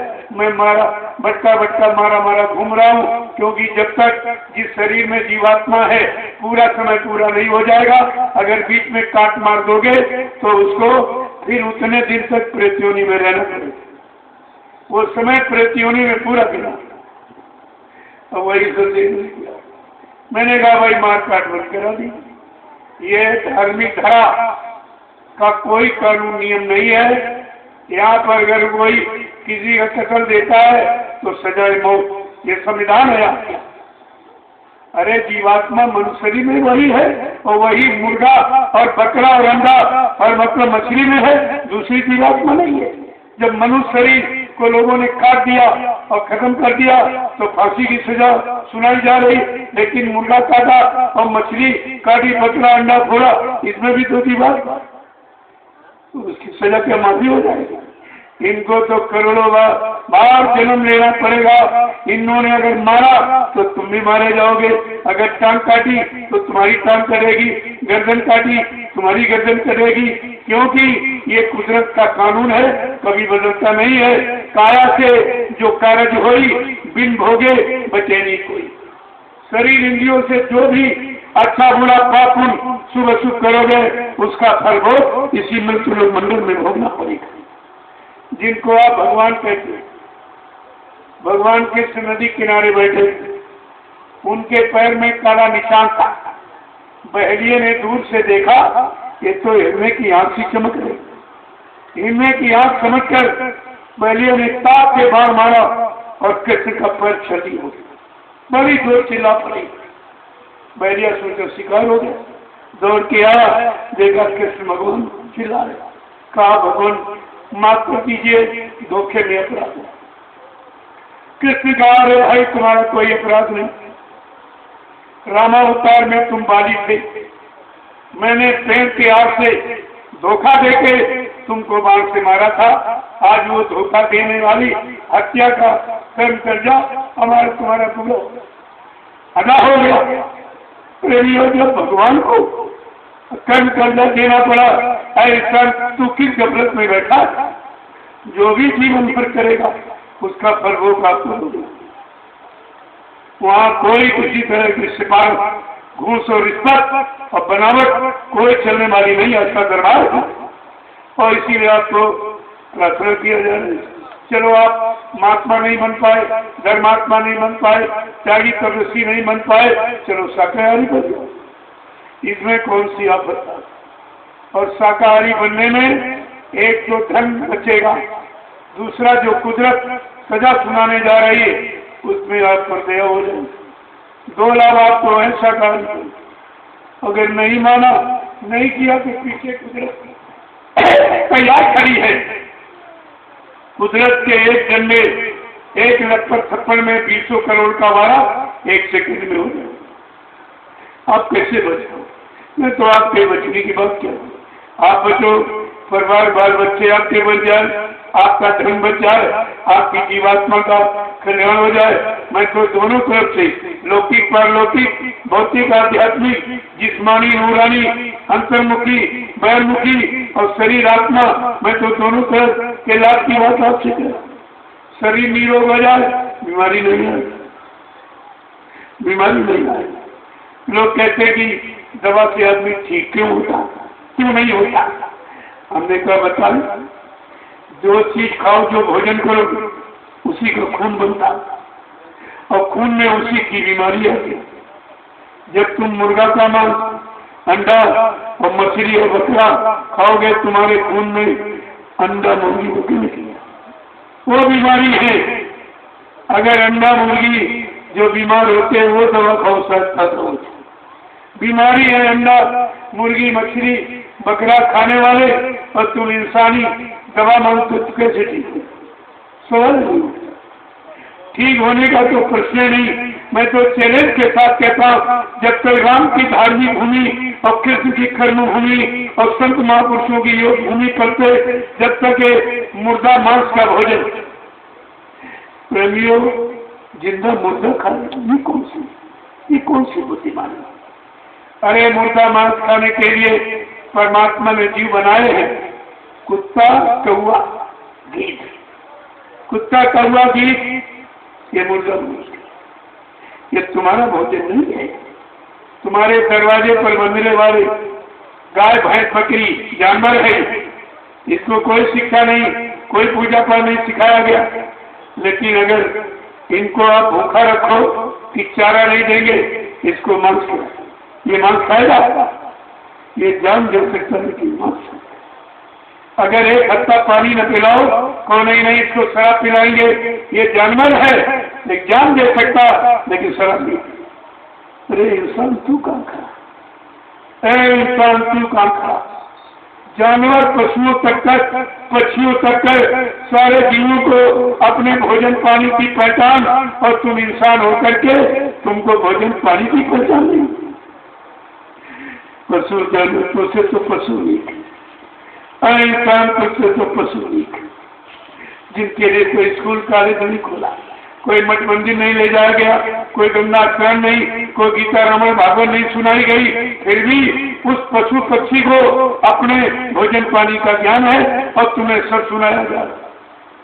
तुम भोजन पानी नहीं सुनते, और तो पढ़ाई लिखाई छोड़ दो और ज्ञान छोड़ दीजिए, केवल भोजन पानी का ज्ञान आपके पास नहीं है, तो बताओ ये शरीर निरोग कैसे रहेगा? इसका ईंधन यही है।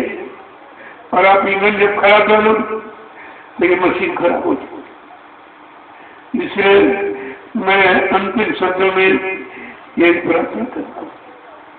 अब मैं परिवारों को यही से विराम दे रहा हूँ कि कुदरत आज 5 दिन से इंतजार कर रही, 5 दिन के इंतजार करी वर्षा के। मैंने कहा नहीं भाई, मैं तुम्हारे लिए अच्छा समाज तैयार कर रहा हूँ, मैं तुम्हारे काम में लगा हूँ, और आप मेरे काम में भाग में मैं तुम्हारे भी भागा नहीं डालता। आपने सुना होगा, गए भी होंगे कि 2-2 किलोमीटर में कितनी बारी हुई, लेकिन इस मैदान में कुछ लोगों ने काम में यहाँ कुछ नहीं, ना कुछ नहीं होगा। जब कार्यक्रम समापन हो जाएगा, इसके बाद कहूंगा भाई अब तुम अपना मनमानी खेल करिए, क्योंकि लोगों ने सुना नहीं है और माना नहीं, तो आप इसका ये अपना काम शुरू कर दीजिए। अगर भारी बारिश हो गई तो बचेगा कुछ नहीं, ये आप समझ लीजिए।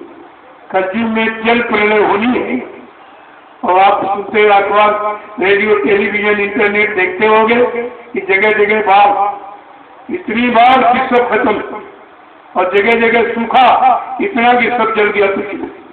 बाबा जी ने बहुत पहले कहा था वर्षा सूखा पड़े अकाल, और जय गुरुदेव की बाणी कि वर्षा भी होगी, सूखा भी पड़ेगा और अकाल हो जाएगा और जीव परेशान हो जाएगा, ये मेरी बाणी है। और आज सब कुछ आपके सामने हो रहा है, कहीं बरसात से खत्म से वैसे क्या घर मकान गांव से सब बह गए, अलग कर गया तैयार सब खत्म हो गया, और कहीं सूखे में सब जल गया कुछ नहीं, एक करने का दाना नहीं हुआ था। जब ये दोनों स्थितियां, दोनों अकाल का कारण बनाने वाली जल और सूखा, ये दोनों अकाल की स्थिति पैदा कर देते। जल में तो कुछ नहीं बचता, बाढ़ आ गई, घर मकान सब। सूखा में चलो कुछ थोड़ा बहुत आप कर सकते, लेकिन वो भी अकाल का कारण। इसलिए हमारी प्रार्थना स्वीकार करो। मैं आज के समापन दिवस पर आप सबसे यही प्रार्थना करूंगा, आप सच्चे ईमानदार बनने की कोशिश करो। कुदरत सब कुछ तुम्हें दे देगी, उसकी झोली में सब कुछ रखा हुआ, लेकिन बिना सच्चाई ईमानदारी, बिना शाकाहारी सदाचारी बने किसी को कुछ नहीं देगा।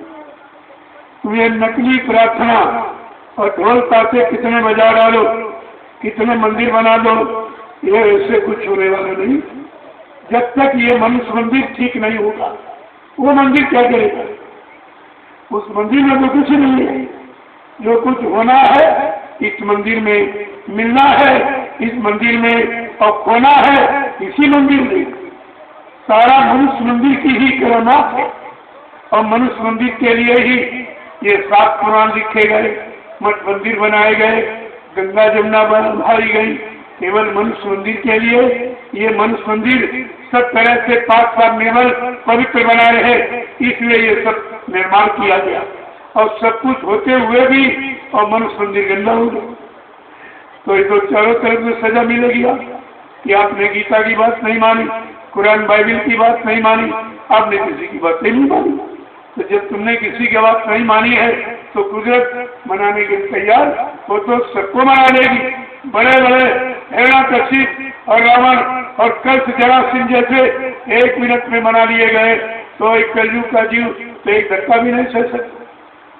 लेकिन आपको उस आपत्ति मुसीबत से बचाने के लिए मैं पहले ही आपसे प्रार्थना कर रहा हूँ, जहाँ रहो सच्चाई ईमानदारी से काम करो, क्योंकि आपके साथ कुछ जाएगा।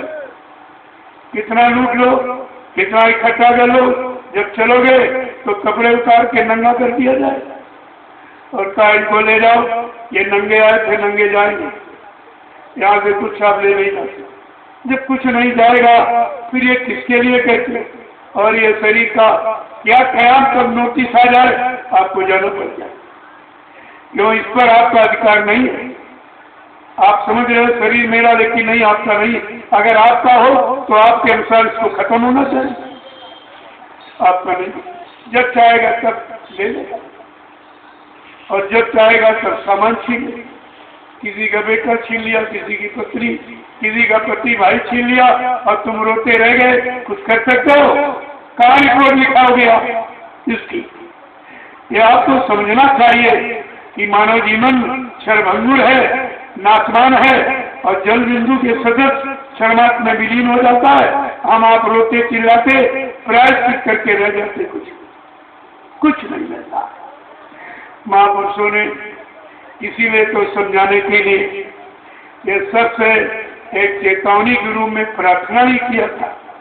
क्या कहा था कि जिंदगी में हजारों का मेला जुड़ा, ये हंस जब जब उड़ा तब अकेला उड़ा, न राज राजे रहे न कोई रानी रही, सिर्फ कहने को झूठी कहानी रही। 4 दिन का ये झूठा झमेला जुड़ा, हंस जब जब उड़ा तब अकेला उड़ा। ये खजाने गले के गले रह गए, महल दुमहल खड़े के खड़े रह गए। अंत में लखपति को न धेला जुड़ा, हंस जब जब उड़ा तब अकेला उड़ा। भूला सुतदारा भाई और परिवार में, भूला सुतदारा भाई और परिवार में। छोड़ देंगे तुझे सभी मझधार में। जय गुरुदेव प्रभु का तुम नाम लो, जय गुरुदेव प्रभु का तुम नाम लो। नाम का नाता संग में रहेगा जुड़ा। जिंदगी में हजारों का मिला जुड़ा, हंस जब जब उड़ा सब अकेला उड़ा। कर्म करने की आजादी तुमको मिली, चाहे अच्छा करो या तुम कर लो बुरा। प्रेमियों, परमात्मा ने अच्छाई बुराई, पाप और पुण्य, माँ बहन बेटी बहू, ये जानकारी के लिए ऋषि मुनियों को भेजा, अवतारी शक्तियों को भेजा, ब्राह्मण पंडित विद्वानों को भेजा, साधु संत महात्मा फकीरों को भेजा कि जाओ संपूर्ण इंसानी जात को मेरा ईश्वरी विधान सुना दिया। क्या अच्छा है, क्या बुरा है, क्या पाप है, क्या पुण्य है, क्या शुभ क्या अशुभ है, कौन माँ बहन बेटी बहू है, ये सब जानकारी आपको दी गई। आपने कभी अच्छा किया, कभी बुरा, कभी पाप किया, कभी पुण्य किया, कभी शुभ किया, कभी अशुभ किया। इसी पाप पुण्य की बेड़ी में करके हम आप खुद फंसे हो, आपको किसी ने फांसा नहीं, आप खुद फंसे। परमात्मा ने कर्म के लिए स्वतंत्र कर दिया, लेकिन फल परिणाम जजमेंट अपने हाथ में, जजमेंट परिणाम तुम्हारे हाथ में नहीं है। इसीलिए समझा के महापुरुषों ने कहा कि कर्म करने की आजादी तुमको मिली, चाहे अच्छा करो या तुम कर लो बुरा। पेशी होगी खुदा के जब दरबार में, पेशी होगी खुदा के जब दरबार में। कर्म तेरी सिफारिश में कोई खड़ा। एक दिन हमारी आरती की बात, शरीर नहीं जाएगा, शरीर को जला के रख दिया, गड्ढा खोद के रख दिया जाएगा। जिस शरीर के लिए रातों दिन आप कितना परिश्रम करते हो, खेती करते हो, दुकान करते हो, दफ्तर बिजली व्यापार मजदूरी करते हो, अगर इसके पूरा नहीं पा तो झूठ बोलते हो, छल कपट और इनका चोरी डकैती कत्ल, ये सब कुछ आप करते हो, किस लिए? नाशवान शरीर। और ये शरीर एक दिन धोखा दे यदि तुम्हारे साथ नहीं किया, जिस शरीर के लिए और शरीर में एक जवान, मुंह में एक जवान लगी है, उस जवान के स्वाद के लिए परमात्मा खुदा के बनाए कितने जीवों को मार काट कर उनका मुर्दा मांसाहारी नहीं किया। देखिए आप, ये सब गुनाह ही तो है, ये सब पाप में ही शामिल है और इसकी सजा कोई काट नहीं सकती। ये रुपए पैसे धन्यवाद से नहीं करते, ये भजन से करते। ये संत महापुरुष वो परमात्मा की सेवा में लगा दिया। परमात्मा की सेवा का भाव तुम्हारे अंदर बन जाए तो उससे भी आपको कर्म कर, लेकिन और कोई तरीका नहीं। भगवान राम ने अपने पिता को नहीं मार दिया, एक घटना श्रवण कुमार की हत्या, और कृष्ण भगवान ने अपने मामा कंस को नहीं मार किया, उसने अपने बहन के 7 बच्चों को गर्भ में नष्ट किया था। इनको माफी का अधिकार नहीं। लेकिन कलयुग में संत सद्गुरु आए, उनको आपके पाप कर्म माफ करने का पूरा अधिकार है। लेकिन जब उनकी बात, उनका आदेश, संदेश, निर्देश मान लो तो ये तुम्हारे कई जन्मों से पाप कर सकते हैं। इतना बड़ा उनके पास मसाला सेवा के मसाले के द्वारा। जैसे किसी का उस दरबार में तब तुम्हारी जीवात्मा को पेश कर, ऐसे नहीं।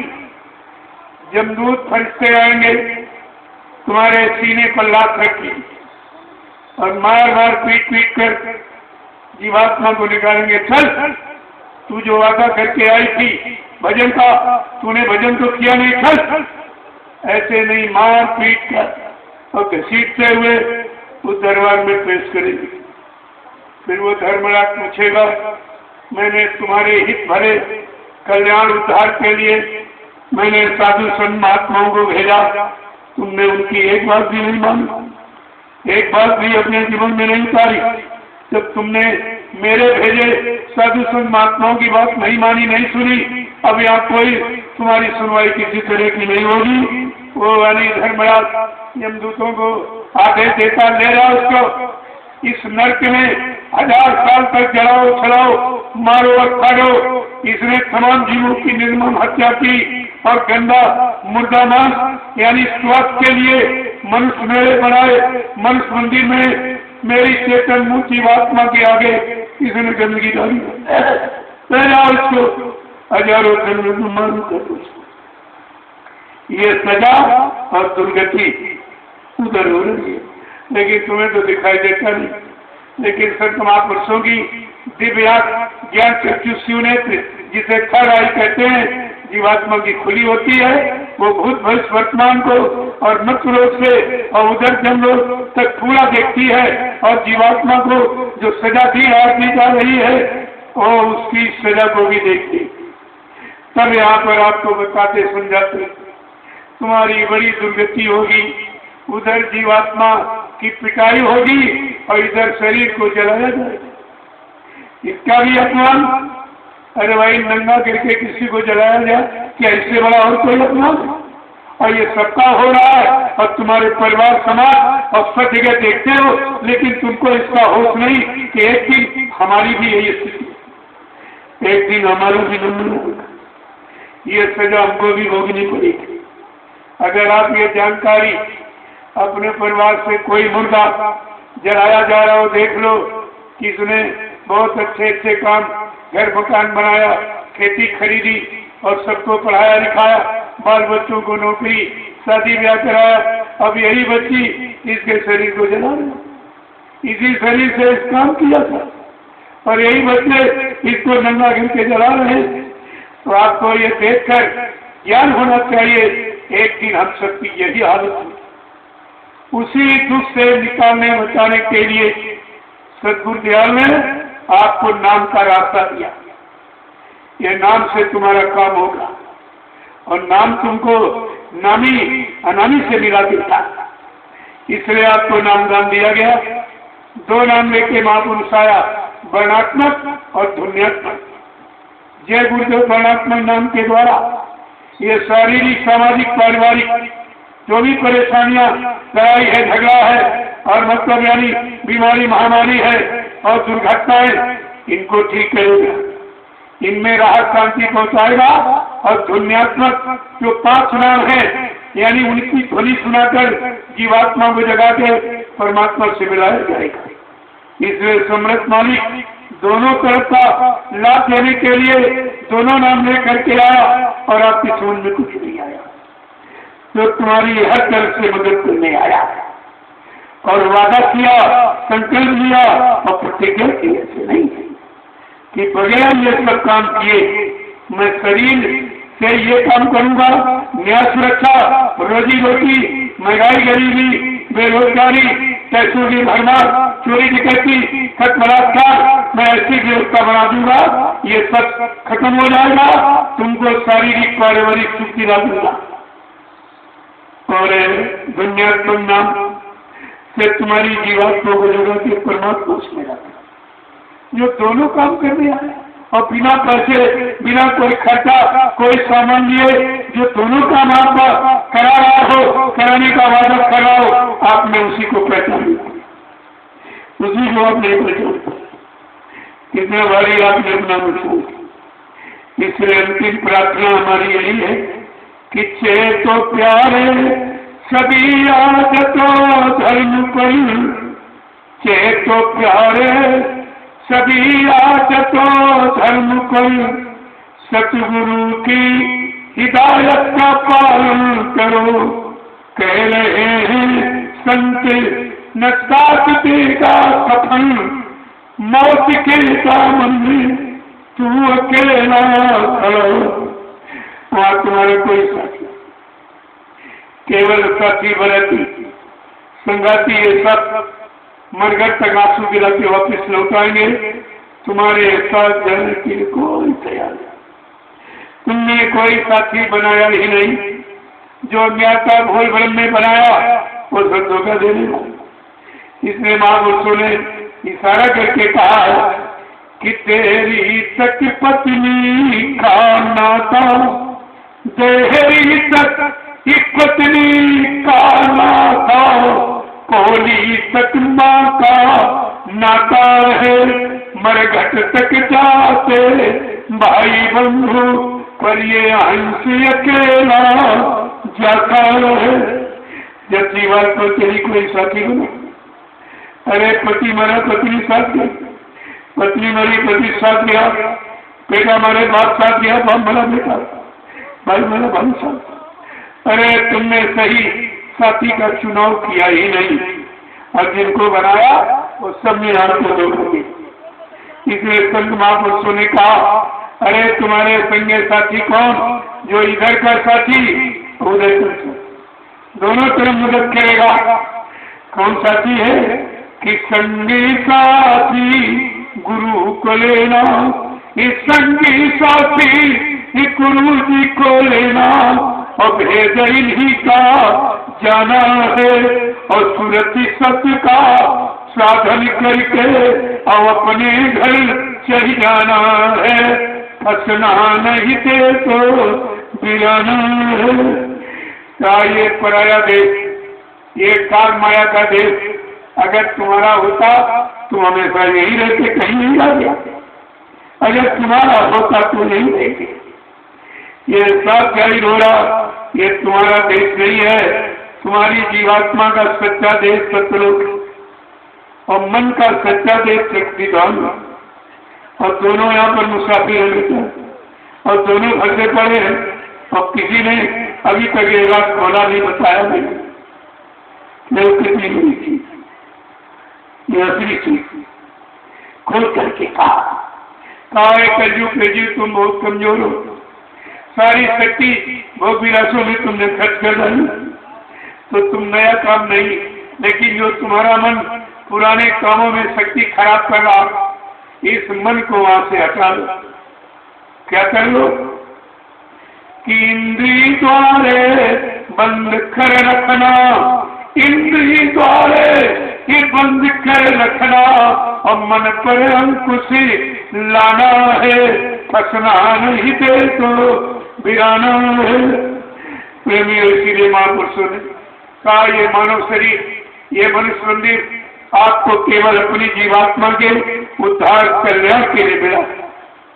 ये तभी तो कहा कि तन नगरी में सूरती फंसी है, इस तन नगरी में ये सूरती फंसी है, और इसको यार छुड़ाना है, फंसना नहीं दे तो बिराना है, और संगी साथी गुरु जी को लेना, और भेद इन्हीं का जाना है, और सुरति सत्य का साधन करके अपने घर चढ़ जाना है, फंसना नहीं दे तो बिराना है। जय गुरुदेव, जय गुरुदेव, जय गुरुदेव, जय गुरुदेव। नाम किसका? जय गुरुदेव नाम किसका, जय गुरुदेव नाम किसका, प्रभु का प्यारा नाम। सब लोग खड़े हो जाओ। अब आप लोग खड़े हो जाएंगे, देखो जाओ बैठे वहीं पे। पहले मेरे इशारे को समझ लो। अब हमें आप सबको मानव सत्कर्म के लिए, मानव सद्धर्म के लिए, सच्चे समाज के निर्माण के लिए, नव निर्माण की योजना भूमिका व्यवस्था के लिए, माँ बहन बेटियों की इज्जत आबरू बचाने के लिए अब प्रेमियों खड़े होने की जरूरत है। अब ये बैठने का समय खड़े। आज मैंने इन कुआरी कन्याओं को जो बरकत और प्रसाद दिया, ये इससे इनकी सतीत्व की रक्षा, चरित्र की रक्षा हो जाए। यही बहू यही बेटियां आगे मां बनेगी। इनसे ध्रुव प्रहलाद पैदा हो तो धर्म की स्थापना हो जाएगी। सूरवीर चरित्रमान पैदा हो तो देश समाज का कल्याण हो जाएगा। ये बहुत बड़े नीम की स्थापना है। ये छोटी मोटी बात मत समझिए। और इस पर किसी का ध्यान नहीं, न कोई नेता इन बेटियों की तरफ ध्यान देता है, न कोई माँ। केवल इतना ध्यान दे रहे, कहा बेटी पढ़ाओ, न बेटी पढ़ाओ, बेटी बचाओ। बेटी कैसे बचाओगे जब चरित्र की रक्षा नहीं बचाओगे? चरित्र के लिए कोई इतिहास शिक्षा नहीं, चरित्र के लिए कोई विषय अनिवार्य नहीं है। और सबसे बड़ी दौलत चरित्र है। विद्वानों ने इशारा किया था, health class something loss, wealth class some loss और करेक्टर लॉस ऑल लॉस। जिसका धन चला गया, कोई खानी नहीं फिर पैदा कर लोगे। अगर स्वास्थ्य चला गया तो हाँ नुकसान है, स्वास्थ्य रुपए पैसे से नहीं मिलता। लेकिन नियम संयम और संतुलित आहार करके इसकी भी क्षति को पूरा किया जा सकता। लेकिन करेक्टर लॉस ऑल लॉस, जिसका चरित्र चला गया उसके पास कुछ नहीं। और चरित्र पर आग लगी हुई, आग लगा दी। तुम्हारी पढ़ाई लिखाई में चरित्र का कोई विषय ही नहीं। दुनिया के फालतू विषय जिनसे कोई मतलब नहीं। अब मेन है मानव का चरित्र। अगर चरित्र अच्छा हो जाए तो वो सब जगह पूजनीय हो जाएगा, सब जगह पूजनीय होगा। संत महात्मा की पूजा क्यों करें? वो चरित्रमान है, वो शाकाहारी सदाचारी ब्रह्मचारी है, इसीलिए उनकी पूजा होती। आपको ये सब ध्यान में रखना चाहिए। लेकिन कुछ और नहीं।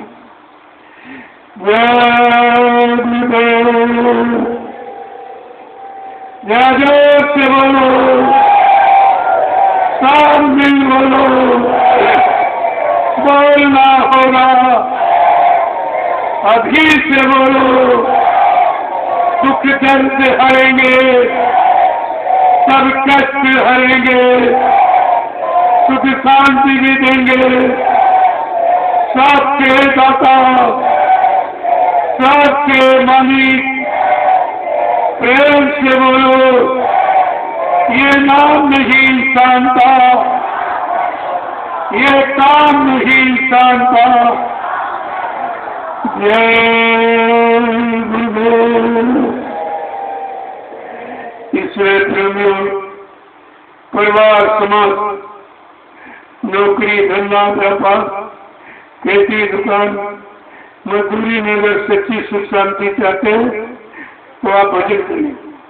भजन पहले समझो, भजन कैसे।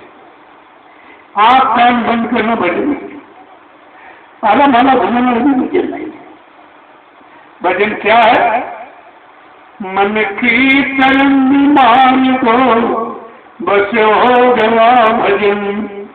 आदत बुरी समान लो बस हो गया भजन। विषयों से ना जुदा है, ये भोगों पर तू फिदा है। और इंद्री लगाम थाम लो बस हो गया भजन। आदत बुरी समान लो बस हो गया भजन। घर गृहस्थी में रहना, निज काम कार्य करना, सतगुरु की सीख मान लो बस हो गया भजन, आदत बुरी संभाल लो, बस हो गया भजन। मन बुद्धि राखो निर्मल, मन चित्त राखो निर्मल, गुरु नाम जपो हर पल। मन चित्त राखो निर्मल, गुरु नाम जपो हर पल। कहते गुरु जी भाइयों, बस हो गया भजन, आदत बुरी संभालो, बस हो गया भजन। मन की कर्म मान लो, बस हो गया भजन। कितना सरल, सुनने में बड़ा सरल है, लेकिन शैतान मन को कंट्रोल नहीं करता, क्योंकि आपने कभी कंट्रोल नियंत्रण में रखा। जो चाहा वही इसको दे दिया, जो सोचा वो पूरा, जो मन किया वो पूर्ति कर दिया। आपने इसकी पूर्ति करते करते इसको इतना आवारा बना दिया है। अब ये साल की तरह तुम्हारे बस की बात नहीं है, ये तुम पर अपना नियंत्रण कर रहा और कंट्रोल में रख रहा, लेकिन तुम इस पर कंट्रोल नियंत्रण नहीं कर सकते। तुम्हारे बस की बात खत्म हो गई, और यही आपको करना है। अगर तो तुम दुनिया को समझाते हो, पड़ोसी को, पड़ोसी को, इनको उनको भाषण पीटते, तुम अपने मन को कभी समझाते हो? अरे मन तुम्हारा समझ जाए, मन जाए, तुम्हारे काम हो जाए। दूसरे के समझाने मनाने से तुम्हारा कौन काम हो जाए?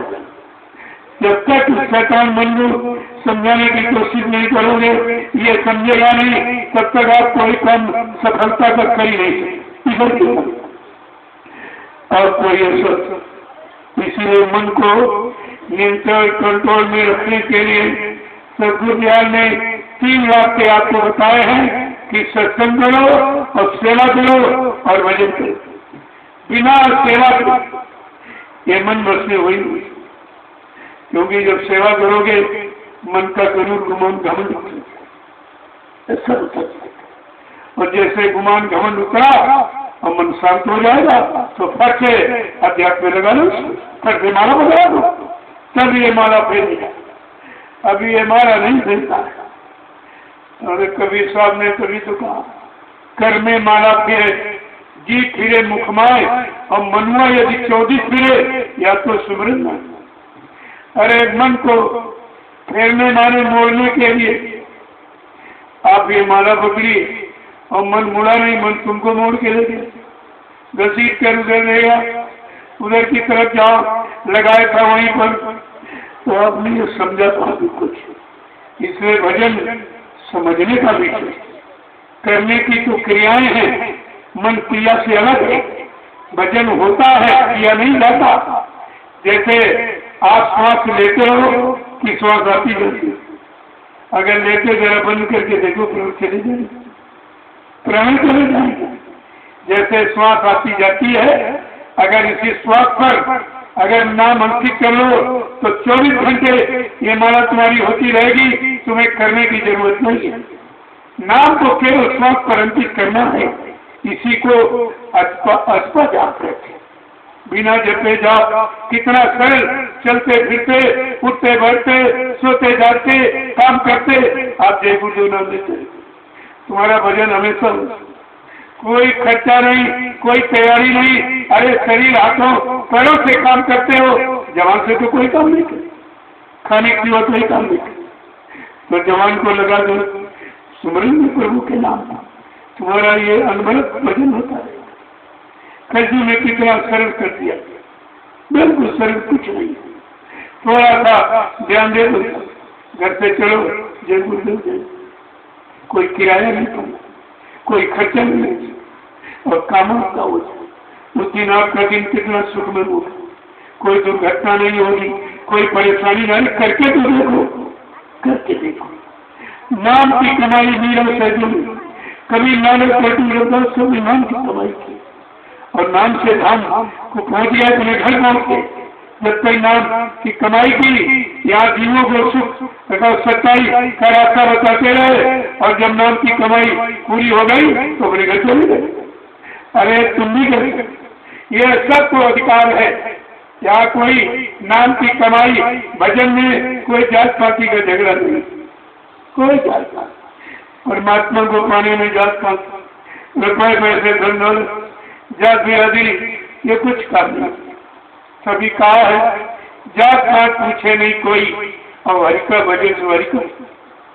भगवान के पाने में कोई, भगवान को जात पात, अरे नाम की कोई जाति नहीं है। नाम तो काम करने आया, जब नाम से काम लोगे आपका काम हो जाएगा, लेकिन जब नाम के अनुसार अपना खान पान, अपने भाव विचार, अपना चरित्र पाक सा पवित्र रखोगे तब नाम काम करेगा, ऐसे नहीं काम करेगा।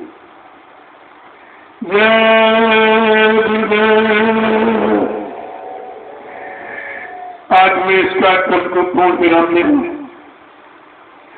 कुदरत आपके साथ, आपको मैंने मेरा दिखाया कुछ लोग कह रहे थे बहुत भारी भारी स्थिति हो गई, निकलना चलना मुश्किल है। हमने कहा यहाँ नहीं, जब तक कार्यक्रम होगा तब तक कुछ। अब भी आपकी देखिए मदद कितनी कि धूप नहीं निकली, मैं यहाँ बैठ नहीं पाई। जहाँ जहाँ राम चले मगमाही, कहाँ काम मेघ कर रहे छाई, ऐसे नहीं लिखा गया। जो सबके हित और सबके भले और सबके कल्याण और सबकी सुख शांति का काम करता है, कुदरत उसके पीछे चलती, वो कुदरत से भी काम नहीं होती। अब ये बारिश का महीना, इसको बंद करना तो ठीक नहीं है, क्योंकि ये क्षेत्र धान का है।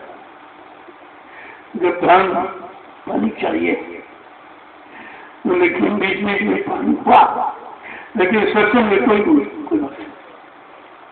देखा नहीं, सत्संग हुआ कुछ नहीं, सत्संग विराम ले लिया, दर्शन शुरू हो गया तो थोड़ा बहुत ठंडा कर दिया, माहौल होता नहीं, उम्मत में आप लोग तमाम बीमार हो जाते। और अब मैं कुदरत से प्रार्थना करता हूँ कि वो अपना काम शुरू करिए। भाई मेरा काम हो गया, मेरा काम हो गया है, अब अपना काम शुरू करिए। इसकी जरूरत है। धरती पर जल बहुत अनिवार्य और हर चीज में जल की आवश्यकता है, तो मैं इसमें कोई बात नहीं डालते कि पानी बंद कर दो बंद, ये काम नहीं किया, लेकिन कुछ समय के लिए रोक दिया जाता है कि ये काम जरूरी है, ये हो जाए, इसके बाद तुम्हारे लिए पूरा समय, अब तुम रात में बोला काम करो, हम उसमें कोई रोकथाम नहीं। जय गुरुदेव, जय गुरुदेव। लोगों आपने दर्शन को करी, मैंने आपका दर्शन किया, दोनों का बराबर हो गया, पहला बराबर हो गया, क्योंकि न कोई गुरु न कोई चेला, सब में बोले एक अकेला। यहाँ गुरु कोई बन नहीं सकता, जीवात्मा का गुरु परमात्मा होता, इंसान नहीं होता। लेकिन जब तक परमात्मा प्राप्ति का काम पूरा नहीं करा दिया जाएगा, तब तक वो गुरु रहेगा और करने वाला शिष्य रहेगा। तब तक ये रिश्ता रहता, इसके बाद तो खत्म हो जाएगा। जैसे आपके यहाँ अध्यापक ने किसी बच्चों को पढ़ा, वो उनका पढ़ाया बच्चा भी अध्यापक बन अब बराबर, लेकिन गुरु का रिश्ता रहेगा। वो चाहे जितना बड़ा DMSP बन जाए, लेकिन जब सामने उसका गुरु आएगा तो फौरन से विश्वास करते कि आपकी दया से मैं आज इस जगह पहुंचा। ये गुरु की कृपा, गुरु की दया बड़ी हिम्मत है, चाहे शरीर के लिए हो चाहे आत्मा के लिए, वो दोनों तरह का काम करती है। इसलिए आप सब में मैंने आप सबका दर्शन किया, आपने किया। अब जो लोग रह गए हों तो करिए मेरे तो काम आपका होंगे, क्योंकि बार बार वो दर्शन कराता, वो बार बार दौड़ता, जिसको रुपये पैसा चाहिए, हमें तो कुछ चाहिए। मैं तो बराबर ये कह रहा हूँ, हम वो तुम्हारा 1 रुपया भी नहीं, हम करेंगे क्या देखिए।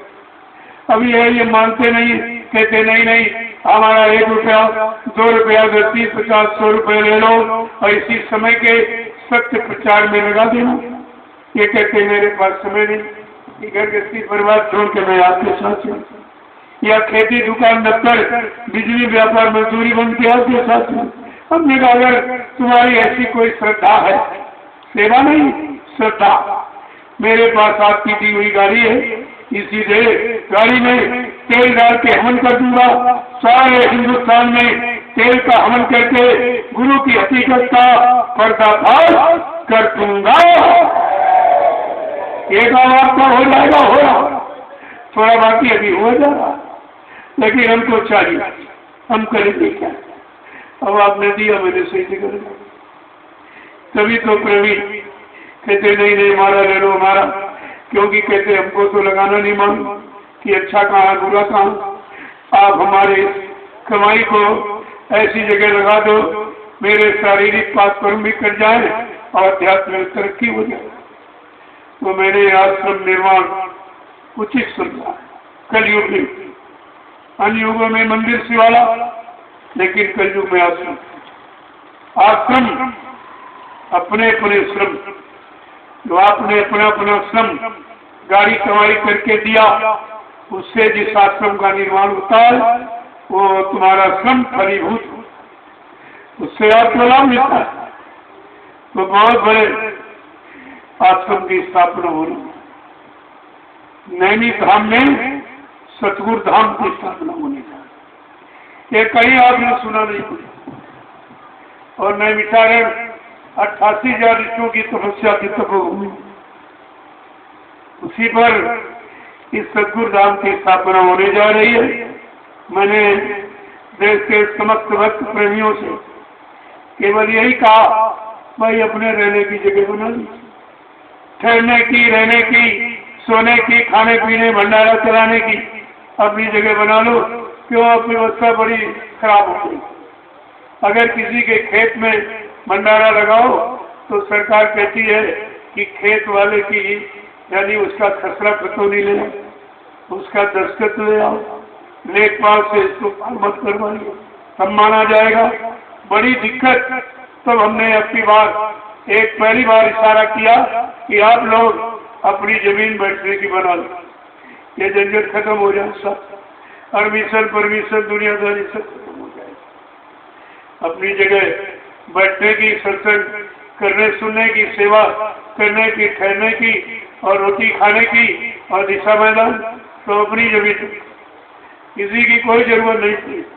तो प्रेमियों ने इतनी जल्दी, अभी जुलाई में मैंने ऐलान किया और 1 महीने के अंदर जमीन आपकी बन गई। 12 एकड़ जमीन तैयार, 12 एकड़ आपकी कमाई, मेरा कुछ नहीं, मेरा कोई एक पैसा न मैंने कुछ किया, आपने दिया, मैंने उसको सही जगह लगा दिया और बराबर निगरानी रखता हूँ कि आपका 1 रुपया भी यानी गलत जगह खर्च न हो। इससे तमाम लोगों को असंतोष हो। जो यहाँ व्यापारी आए थे व्यापार करने की संगत में, चलो लूट पाट लो, मैंने उनका व्यापार खत्म किया, क्योंकि मथुरा के पुराने चोर थे, यही करना जानते हो, कुछ करते नहीं।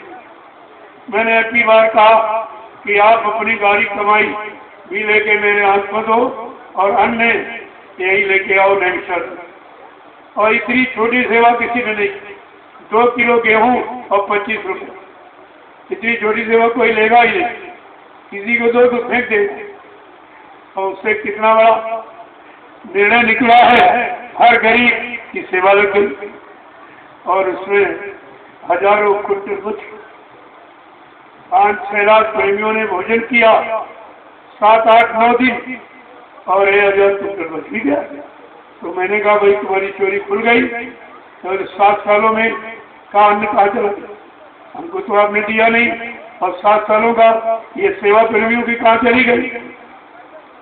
क्योंकि ये इतना बड़ा मैदान मिल गया, मतलब एक ही जगह, तो एक ही मैदान है 9 एकड़ जो सत्संग स्थल है और 3.5 एकड़ का आपका आश्रम का।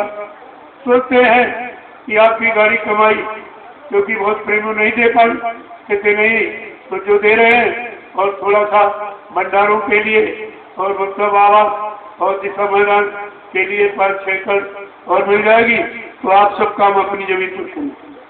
किसी से कोई झगड़ा झंझट, कोई परमिशन लिखाना ठिकाना मोहर लगाना कुछ नहीं, ये सब आपका काम। तो प्रेमी बहुत उत्साहित है, क्योंकि मैंने कभी कहा नहीं, मैंने कभी 1 रुपया भी नहीं कहा। लेकिन जब जरूरत समझा कि अब बगैर इसके प्रेमियों का काम नहीं होगा, तब कहा भाई अगर आप लोग अपनी जमीन बनाना चाहते हो, मैं सलाह ले रहा हूँ, मैंने आदेश नहीं दिया, मैंने आपसे सलाह दी, परामर्श किया, प्रेम ने तुरंत हाथ उठा दिया कि बहुत अच्छा काम है। ये तो बहुत थोड़ा थोड़ा, क्योंकि जहाँ करोड़ों लोग हैं, अगर 1-1 रुपया दे तो करोड़ों रुपये होगा। यहाँ पैसे की बात नहीं, यहाँ संख्या की बात। अगर ये 10 लाख पहुंच जाए, 1-1 रुपया 10 लाख हो जाए 1 सेकेंड। और मैंने अभी कुछ कहा नहीं, ऐसे मीडिया पत्रकार पूछी थी आपका कोई बैंक है, हमने हाँ हमारा बैंक है, बहुत बड़ा बैंक है और तुम्हारे सामने है, लेकिन तुम इन आंखों से देख नहीं सकते। भाई ऐसा कौन सा बैंक? मैंने प्रेमियों से कहा भाई इनको दिखा दो कि मेरा बैंक कहाँ। कोई 10 रुपया, कोई 50, कोई 100 डालने लगा, एकदम 10 बोरा इकट्ठा हो गया। हमने देखो ये बैंक है, यही नहीं दिया। वैसे कोई बैंक नहीं, वैसे और इन्हीं का काम है, ये अपना काम खुद ही कर रहे हैं अपनी गाली कमाई से। केवल मैं उसका सुपरविजन और कुछ किनकी सेवा गलत जगह पर अपना। अब वो जो पिछला मैंने जब शुरुआत की तभी कहा कि मसला की कोई घटना यहाँ दोहराई नहीं जाए, मैंने पहले सारा किया, लेकिन वो पुराने चोरी में आ गए। वो सब प्रेमियों की कमाई सब लूटने लगे इधर उधर। मैंने बड़ा प्रयास किया, फिर मैं कहा ऐसे काम नहीं चलेगा, कोई न कोई योजना बना दी। यदि अभी योजना मैंने बताई नहीं, कोई योजना नहीं, केवल योजना में कहा 2 किलो गेहूं 25 रुपए, और भी रुपए बनेंगे नहीं। जब 2 किलो की रोटी बनेगी तो 25 रुपए खर्च, क्योंकि ऐसे तो गेहूं नहीं खा लेगा, उसकी पिसाई, फिर उसके लिए सब्जी और दाल और मिर्च मसाला और रोटी पकाने की लकड़ी, ये 25 रुपए में 2 किलो की रोटी बनके तैयार। ये तुम्हारी रोटी का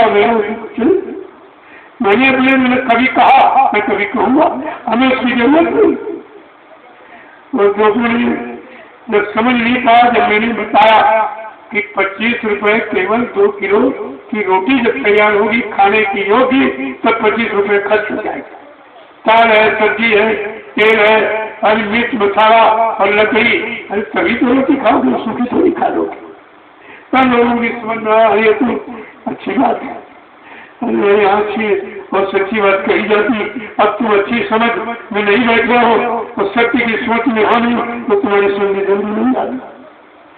और जो लोगों ने दिया, हमने कहा बाकी जो आप सेवा दे रहे वो तुम्हारे सामने जमीन,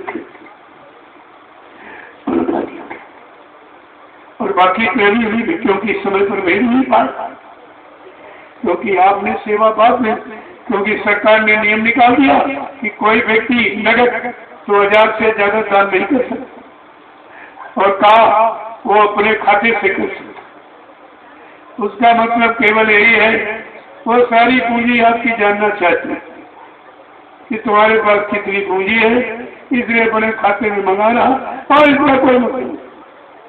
सारा पोल धन का ये खोलने का तरीका है। पहले लोग जमीन में रखते, सोना चांदी कोई नहीं जानता, चांदी को कन्ने की राख में लपेट कर बांध के रख दिया, कभी खराब नहीं होती। अब तो तुम्हारा सब खुल गया, एक लालच ब्याज का दे दिया, और तुमने सारी कमाई पुरखों तक की खोल के उनको दी। सोना चांदी लाखों में हम देती, केवल एक उद्देश्य है कि मैं भारत की जानकारी लेना चाहते हो लोगों को कितना। अरे हमने कहा ये जानकारी ना ले, ये तो तेरे देश के हैं, वो जानकारी ले जो पहले लोगों ने, जिम्मेदारों ने विदेशी बैंक के भगाड़ी, उसकी जानकारी ले। पहले जरूरत तो उसकी है, वो सारा पैसा निकल के आ जाए, प्रेमी सत्य तुम्हारे सामने खड़ा दिखाई देगा। मेरे पास योजना है, मैं समय से उस सारे धन को निकाल के ले आऊंगा और देश सेवा में लगा दूंगा, और सत्य तुम्हारे सामने खड़ा दिखाई देगा। आप क्या सोचते? लेकिन इनके पास कोई योजना, इनके पास केवल सुनाने की योजना। और ब्लैक मनी पैसा हो गया ऐसा, यानी अगर जनता के पास, कर्मचारी अधिकारी के पास धन है तो ब्लैक मनी, इनके आप किया तो व्हाइट मनी। ये कौन सा कानून? हमारा पैसा, हमारी कमाई हमारे पास है तो ब्लैक मनी कैसे होगी? क्या चोरी डकैती कोई उठाई कि नहीं? लाजमी का पैसा। कहते नहीं नहीं, वो ब्लैक मनी मेरे यहाँ जाए, मेरी जानकारी में व्हाइट हो जाए। कैसा एकदम निरर्थक कानून, कोई अर्थ नहीं करता और आप समझने की कोशिश नहीं करते। जय गुरुदेव, जय गुरुदेव, जय गुरुदेव। नाम किसका? प्रभु का प्यारा नाम। सतयुग कौन लाएंगे, विश्व में शांति कौन लाएंगे, जन जन में प्रेम कौन लाएंगे? स्वामी जी का कहना है, क्या खाने से हुए खराब, क्या खाने से होगी भलाई, अब कुछ होने वाला है जो अभी समझ न पाएंगे, जो अभी जान पाएंगे। स्वामी जी की वाणी है, यदि स्वामी जी की बात न मानी, यदि स्वामी जी की बात न मानी। जय गुरुदेव। बात नहीं जा सकती, बात नहीं सकती, क्योंकि कल 18 है, 8, 18, 28 कभी कोई अच्छा शुभ काम मत किया, हानि हो जाए। लोग नहीं मानते हैं। मैंने लोगों को मना किया कि आप अगर जाना है तो 11 बजे तक आप ड्राइवर से गाड़ी कराइए। 11 बजे आप रुको। आपको नहीं मालूम 11 बजे से भूत प्रेतों का पहरा प्रारंभ हो, उनके चक्कर बीच में तुम्हारी गाड़ी पड़ जाएगी, पलट देगी, ट्रेन पलट देंगे, हवाई जहाज भी पलट देगी। इसलिए 11 बजे के बाद किसी को नहीं चाहिए। अब कल 28 को सफर करना ही नहीं, बहुत खराब है। 8, 18, 28 बहुत खराब है, इसमें इनमें मना किया गया। अभी जो आस पास पड़ोस क्षेत्र आप जा सकते हैं, आपको कोई, लेकिन मेरे साथ जो नहीं जाने वाले लोग हैं वो कल नहीं निकलेंगे, वो परसों निकलेंगे, परसों सुबह निकलेंगे।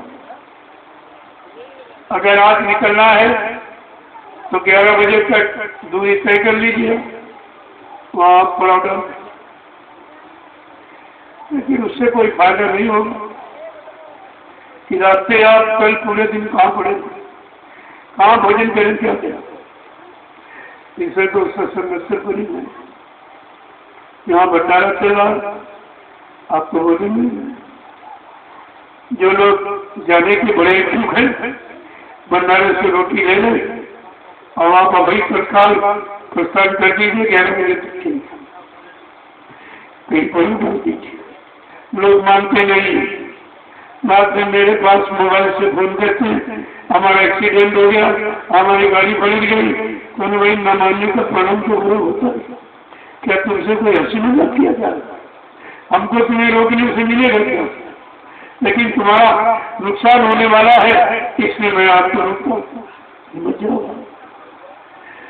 और ट्रेन वेन से जाने वाले जा सकते हैं, अपना वाहन जिनको चलाना है वो नहीं चलेंगे। सुनना करो। जय गुरुदेव। जो लोगों ने भेंट वार्ता नहीं किया आप लीजिए, और बाकी जो भी चुके उनको क्या बार बार आने की। तो अभी तो आपने देखा अभी 5-6 घंटे में बैठा, कन्याओं को प्रसाद दिया, बरकत दिया, अन्य लोग भी साथ में आए, ग्रामवासी आए, नरनारी, उनसे मिला, तो करीब 5-6 घंटे में बैठा। अब ये 3 घंटे यहाँ बैठे, अभी आप भीड़ मचा दोगे दूर बैठो, अरे शरीर है, इसमें भी थकावट होती है, ऐसा मत समझो। मेरा कोई पत्थर का नहीं, हर मांस का ये भी, लेकिन कुछ आराम देगा तो ज्यादा काम आपको कर देगा, और ज्यादा टाइम परेशान रहोगे तो ये काम करना बंद कर देगा। ये भी हर मांस का। तो कितने वैसे भी आप देखते हो कि 4-4, 5-5 घंटे को होता है, और 4 घंटे बैठ के आप सुनो, 8-9 घंटे तो रोज ही बैठो, और एक ही आसन। आप सत्संग सुनते कितने पैसे बदलते, मैं तो एकदम कुर्सी में तुम बना बैठा, एकदम जैसे बांध दिए तो इससे तो शरीर में दर्द बढ़ जाता है, पैर में सूझ जाती है, भूख भी बहुत कम। जब समय पर भोजन नहीं मिलता, नींद नहीं मिलती तो शुगर बढ़ जाता है। शुगर बढ़ने का कारण नहीं है, अगर समय पर भोजन और नींद नहीं मिलेगी तो शुगर तो सबको होता, अगर शुगर के भोजन डाइजेस्ट नहीं हो सकता, लेकिन घटना बढ़ना ये बीमारी हो जाती है। जब आपसे अभी नैमिष में आपने देखा 12-12, 13-13 घंटे, यानी 3 बजे आया और सुबह 3 बजे, क्योंकि 4-5 लोगों से मिला, ये छोटी बात नहीं है, स्वस्थ से मिलकर तो 12-12, 13-13 घंटे मीठा जरूर सुबह पड़ गया, और एकदम सोच गए, लेकिन मैंने वादा किया है कि आपसे मिलूंगी तो कुछ ही हो, लेकिन वचन कभी झूठे नहीं होते। तो आपसे ये कहता हूँ कि थोड़ा सा जैसे 5 दिन का प्लान, कुछ पहले दिन, कुछ दूसरे दिन, कुछ तीसरे दिन, कुछ चौथे दिन, कुछ 5वें दिन नहीं हो तो समय कम लगे, लेकिन ये मानते बार से वही लोग आते जाते। तो आप थोड़ा ध्यान दिया करो, अगर इससे भाई काम लेना है तो थोड़ा आराम दे दो इसको, क्योंकि अब तो बहुत काम आ गया है। अभी जब तूफानी दौरा होगा, रोज कार्यक्रम, रोज चलो, रोज न सोने का न खाने का समय नहीं होगा, ऐसे धर्म की स्थापना नहीं होती, ऐसी मजाक की। आपने इतिहास पढ़ा, धर्म के लिए भगवान राम को रावण से लड़ाई बनी, धर्म के लिए किसी को महाभारत करना पड़ा, लेकिन धर्म के लिए यहाँ मार का हिस्सा नहीं, वैचारिक क्रांति से आपको जोड़ा जाएगा। अगर भाव विचार बदल जाए तो सुधार हो जाएगा। माननीय कितनी खूनी क्रांति देश में हुई, कहीं सुधार हुआ? कितने चोर डकैतों को फांसी दे दी गई, मतलब काउंटर कर दिया गया, चोर डकैत कम हुए? ऐसा कुछ यह विधान नहीं है, ये तो जबरदस्ती आपकी। इसलिए हमेशा थोड़ा समझदारी से काम लो तो जल्दी काम हो जाएगा।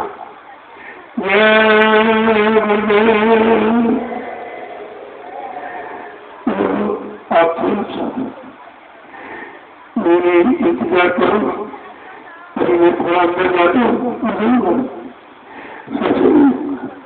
प्रत्येक साल भैया